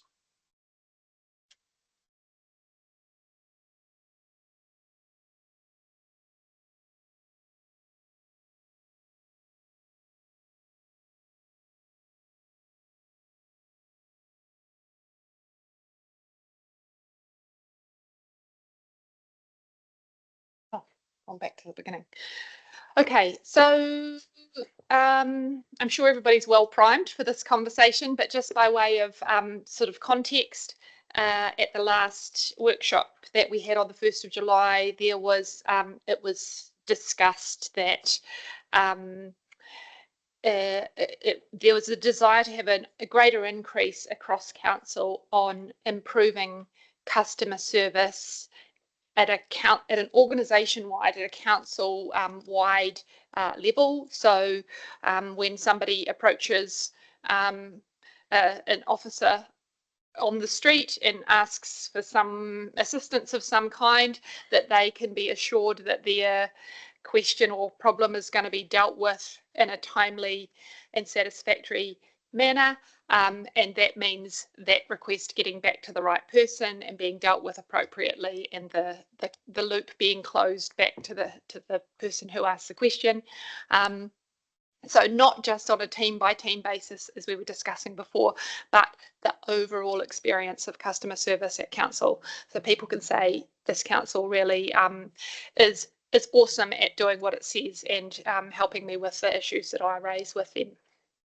So in that conversation, we talked about the possibility of kind of creating a uniform measure that kind of got inserted into each activity, and so that in this customer service satisfaction survey or whatever, that they would rate the individual teams of council, and we would have a lovely, you know, a coherent picture of how all the different groups or activities of council are going, and that seemed like a really straightforward way of doing it. As we kind of looked into how that would work in practice, it quickly became apparent that it wasn't that straightforward, and simply because a lot of the activities or the teams within council don't really have a direct customer facing role, or it's not necessarily council that they're dealing with. It might be a contractor or an external provider or something like that. So there was a range of reasons why it wasn't that straightforward. So we kind of backed up the horse and thought about how else we might be able to do that. And we'll talk about the alternative, and I've given you some information to have a read beforehand. But part of thinking about when we say we want to have a focus on customer service, what that actually means, let's start by defining what we mean by customer service or organisation-wide experience of customer service. So we've drafted up this this possible definition for your feedback, and just to kind of see if we're all on the same page, if you guys are on the same page and giving us that direction, and then we'll proceed to looking at how that might play out in practice. So, here you go. Thanks, Rebecca. My only question here, I like that can do is in there.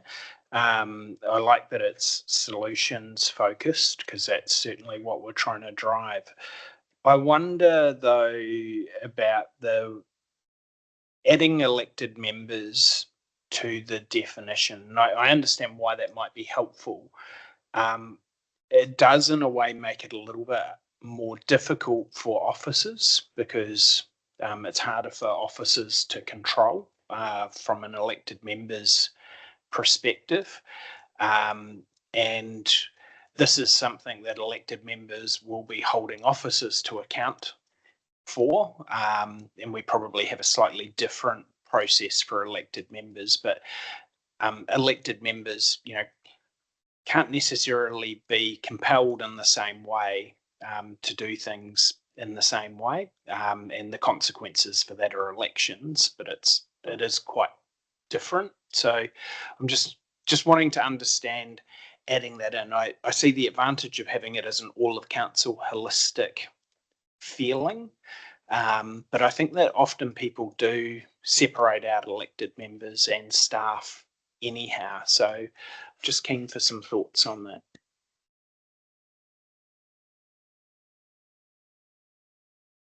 Perhaps your thoughts first of why, perhaps to provide the counterfactual, and then we could have that discussion on what people think, because that's just my view. So I'm quite keen to hear the opposing view to that. I think in part you've already identified that trying to, if we're talking about council as a whole, we're trying to create a holistic picture of council and people's experience of council from one end of it to the other and everything in between. I guess you said that a lot of people sort of separate out the elected members from the rest of council, and that may be true. I was sort of thinking about it actually from the other side, that a lot of people just kind of think of council as council, and there's probably some people who do and some people who don't, and I think also including elected members in that contributes to the sense that we are all part of this, or obviously I see myself as part of the team. We are all part of this, the success of this and the focus and the emphasis, and that should be in all of our minds, regardless of where you sit. But I'm totally open to you guys changing that up. I think your explanation was better than mine, but let's hear what others think. Peter and then Steve. Yeah, Rebecca, I think your explanation was better than Scott's. But anyhow, risk of shooting myself in the foot.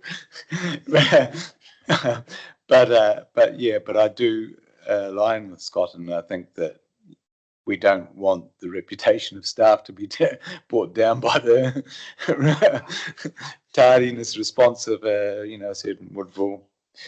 Talking about myself, as lack of response to somebody or something like that. I think it's important that Scott's point is that this is a measure of how well staff are performing, and I think, but I don't disagree that elected members shouldn't be measured as well, though. I mean, we do get measured at every 3 years, but it wouldn't hurt for part of the survey or however we're going to do this.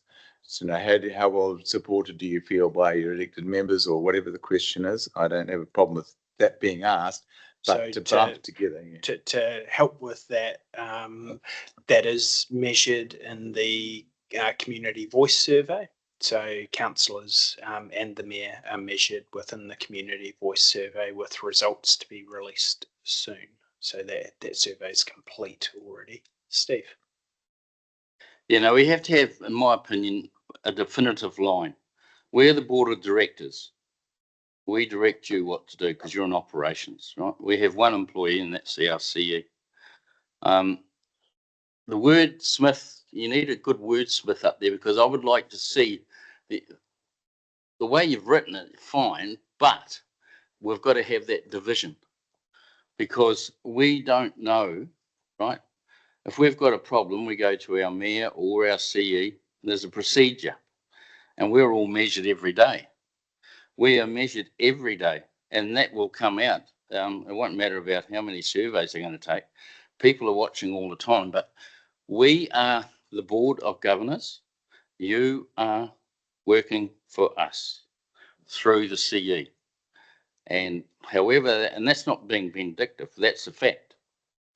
That's what I want to try and get in there. But by all means, we've all got one goal, the betterment of Tararua district. That's why we signed up for this gig.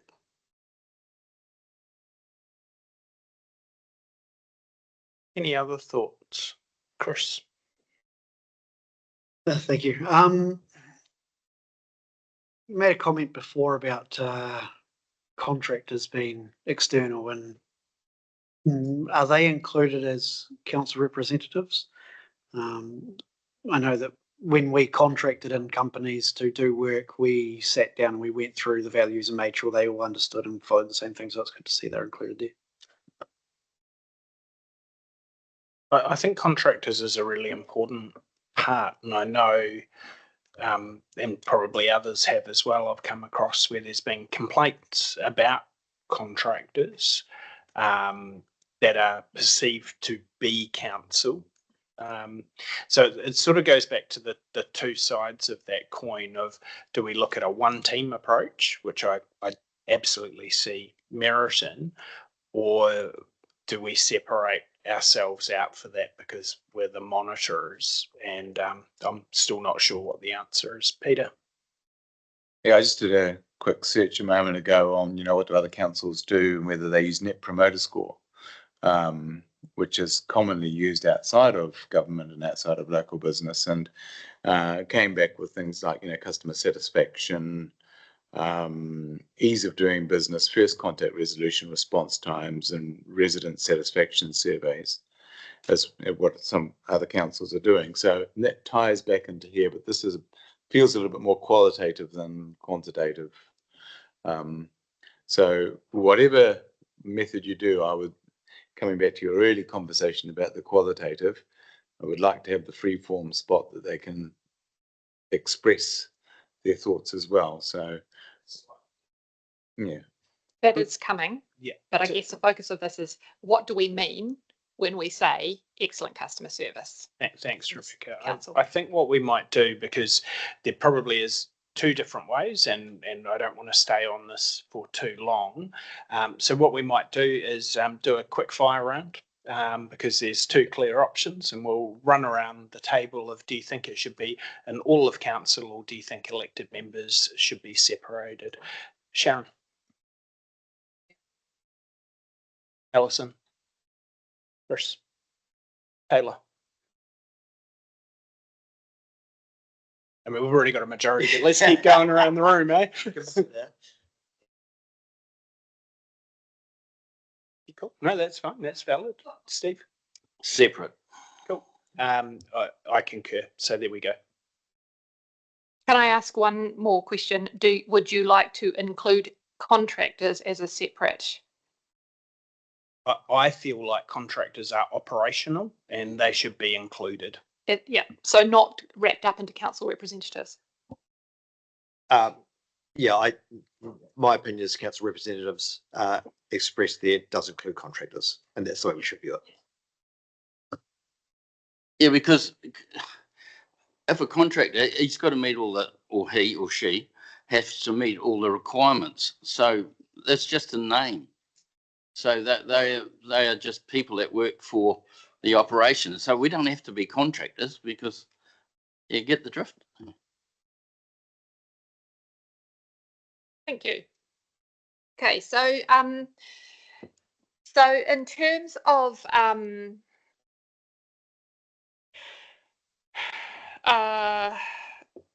how this would work in practice, we are proposing setting out a single level of service that council is a can-do council and provides excellent customer service across all areas of the business, with a measure that is the percentage of residents who rate the customer service they experience from council as good or excellent, and you can determine what you want that target to be. The alternative that we, continuing on from that, reporting would be a single overall percentage score with a narrative analysis of the comments, and that's where the qualitative comes in. Still to be determined would be around the reporting, to which body, whether that's to council or to a committee of council, quarterly, annually. I'm getting the feeling that more frequently is the preferred option, and that there would be a question that went into the community voice survey asking people to rate their experience of council, and if they gave well, regardless of whether they gave a good or a poor response, giving an explanation why. And then with the focus on being solutions focused, an additional question around, if you've recently contacted council with a problem or request, how satisfied are you with the outcome? So that's kind of what is being proposed as a draft, and again, any adjustments can be made.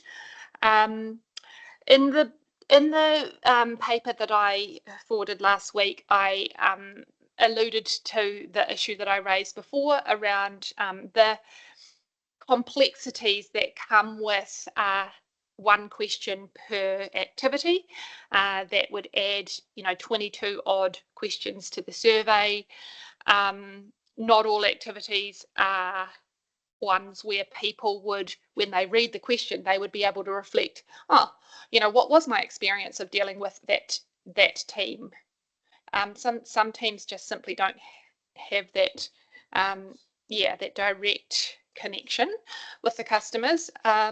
So those things potentially could be overcome, but it would become quite cumbersome. And if we're wanting people to actually give us the feedback, we don't want to make it overly complicated or painful to do. So, but it is an option. So what do we think, team?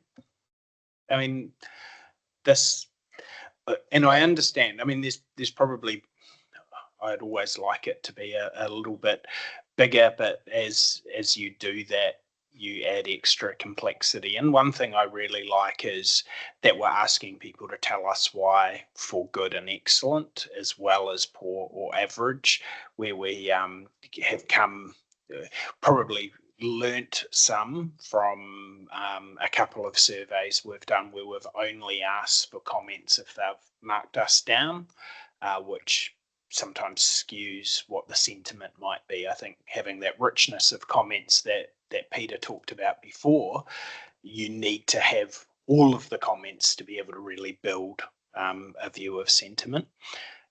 This feels okay to me. Does anyone have any suggested changes to this? Sharon?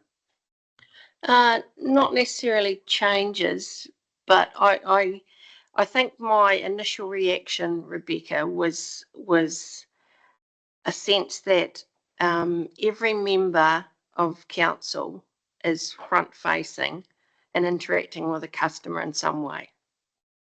And, the sense when Dana was up there reflecting on the, it's not just the frontline telephonists and receptionists that are doing customer service. And I wanted to ensure that if we are true to monitoring and improving on what a can-do council looks like, that's a whole of system approach. And that's that's Jess providing legal input somewhere along the line. It's the people cleaning our toilets. It's a whole of system. And I appreciate that there are lots of things that have to go in that system to support it without being too clunky. And I can appreciate that we might not have those systems in place at the moment, but it begs the question, if we are committed to this approach, then we need to plan over the next 3 years how it is we're going to know that we have measured and we have improved the experience for our customers. I mean, offline, you and I are talking about, is there inbuilt in the performance appraisal system of all staff an expectation around customer service? I'm not asking that question publicly, but I know the value that at every layer and in every form of support for our staff, we need to reflect the importance of this. And a whole of system approach is required. I'm not too hung up. I think it has to be regularly reported. I don't want to wait a whole year to realise that there are elements not performing and our customer experience hasn't. I'll be very passionate as chair of the Performance and Monitoring Committee that this is exactly the area that I know we would be keen to hear about. But I really want the ability, and it was shown through the demonstration we had this morning, we have the ability to dig down now into qualitative stuff. So if there was a rating of good, do we really want to know, was it great when when the telephone was answered? When did it start to decrease? Which part is our CE going to be interested in, where there is regular reports that when it gets to this particular department or this particular team member, things go to custard? Now, if there is a way of doing that through one question, then I'm all for that. I don't believe we should have 20 questions, but I still want the ability to make sure that we know which area of our business is performing well in customer service. Now that's really handy. And I think, remember, there's two parts, right? There's the performance measures, and then there's our community voice survey, and both of them can be quite complementary. So it's having that real lead that's our performance, but it's also learning why, like, we may well, if we're really targeting this right, even in the community voice and in this, what are the areas that are performing really well? Why are they performing really well? How can we replicate that? So what I might, for me, this feels okay as a performance measure, as long as it's backed up by more that is complementary within the community voice. And I think I would like to task the CE just to be giving some consideration to how we can really see if we're living up to our can do and strong customer service. So, you know, I don't have to have an answer for that now. I think that's really an ELT discussion because it's a, as Sharon said, it's an all of systems approach. But I think for Sharon, we'd like to see something coming through. I would like to see something coming through performance and monitoring that is giving us evidence that we are seeing a positive shift, or if we're not seeing a positive shift, that we're happy with where it's sitting. Yep. Through you, Chair. Yeah. So absolutely. And you know, I think one of the things that if we think about the flow, right, if we get the measure right, then that also then becomes part of your conversation with me, like, Mr. CE, what are you doing to deliver on the things, which then becomes my conversation with the ELT team. What are we doing? And then that also then flows into, so you know, ask the question around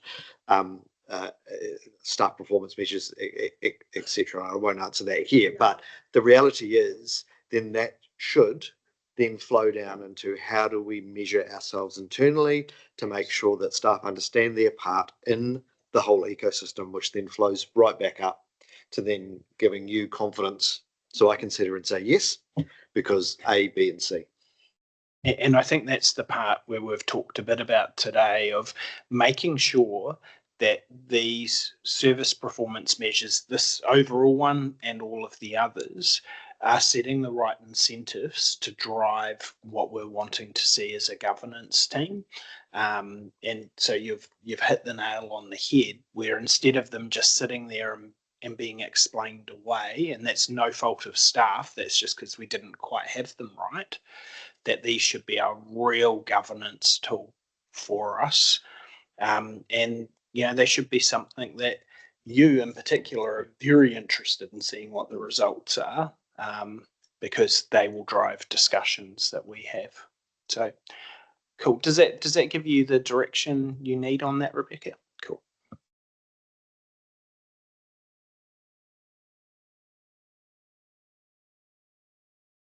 Thank you. Excellent. We'll be back. Very good. Well, just quickly, and we'll have a bit of a discussion shortly. We might just have a couple of minutes in between. But Rebecca, thank you for all the work that you're doing and the structure that you've put in behind this. My sincere thank you to all of the officers who have contributed a huge amount to this work. So please pass on our thanks, Corin, through to your team and to ELT members through to your teams. This is one that was absolutely worth spending some time on to make sure that we are getting it right, but looking forward to the discussion continuing. So thank you. You've got nothing further to add, Rebecca? No? So with that then, we'll close the session. Kishan, would you mind closing us with a karakia, please? Kia noi tātou, kia tātou katoa te ata whai o tō tātou ariki e ihukarati, ko te aroha o te atua, me te whiwhinga tahitanga ki te wairua tapu, ake, āmene.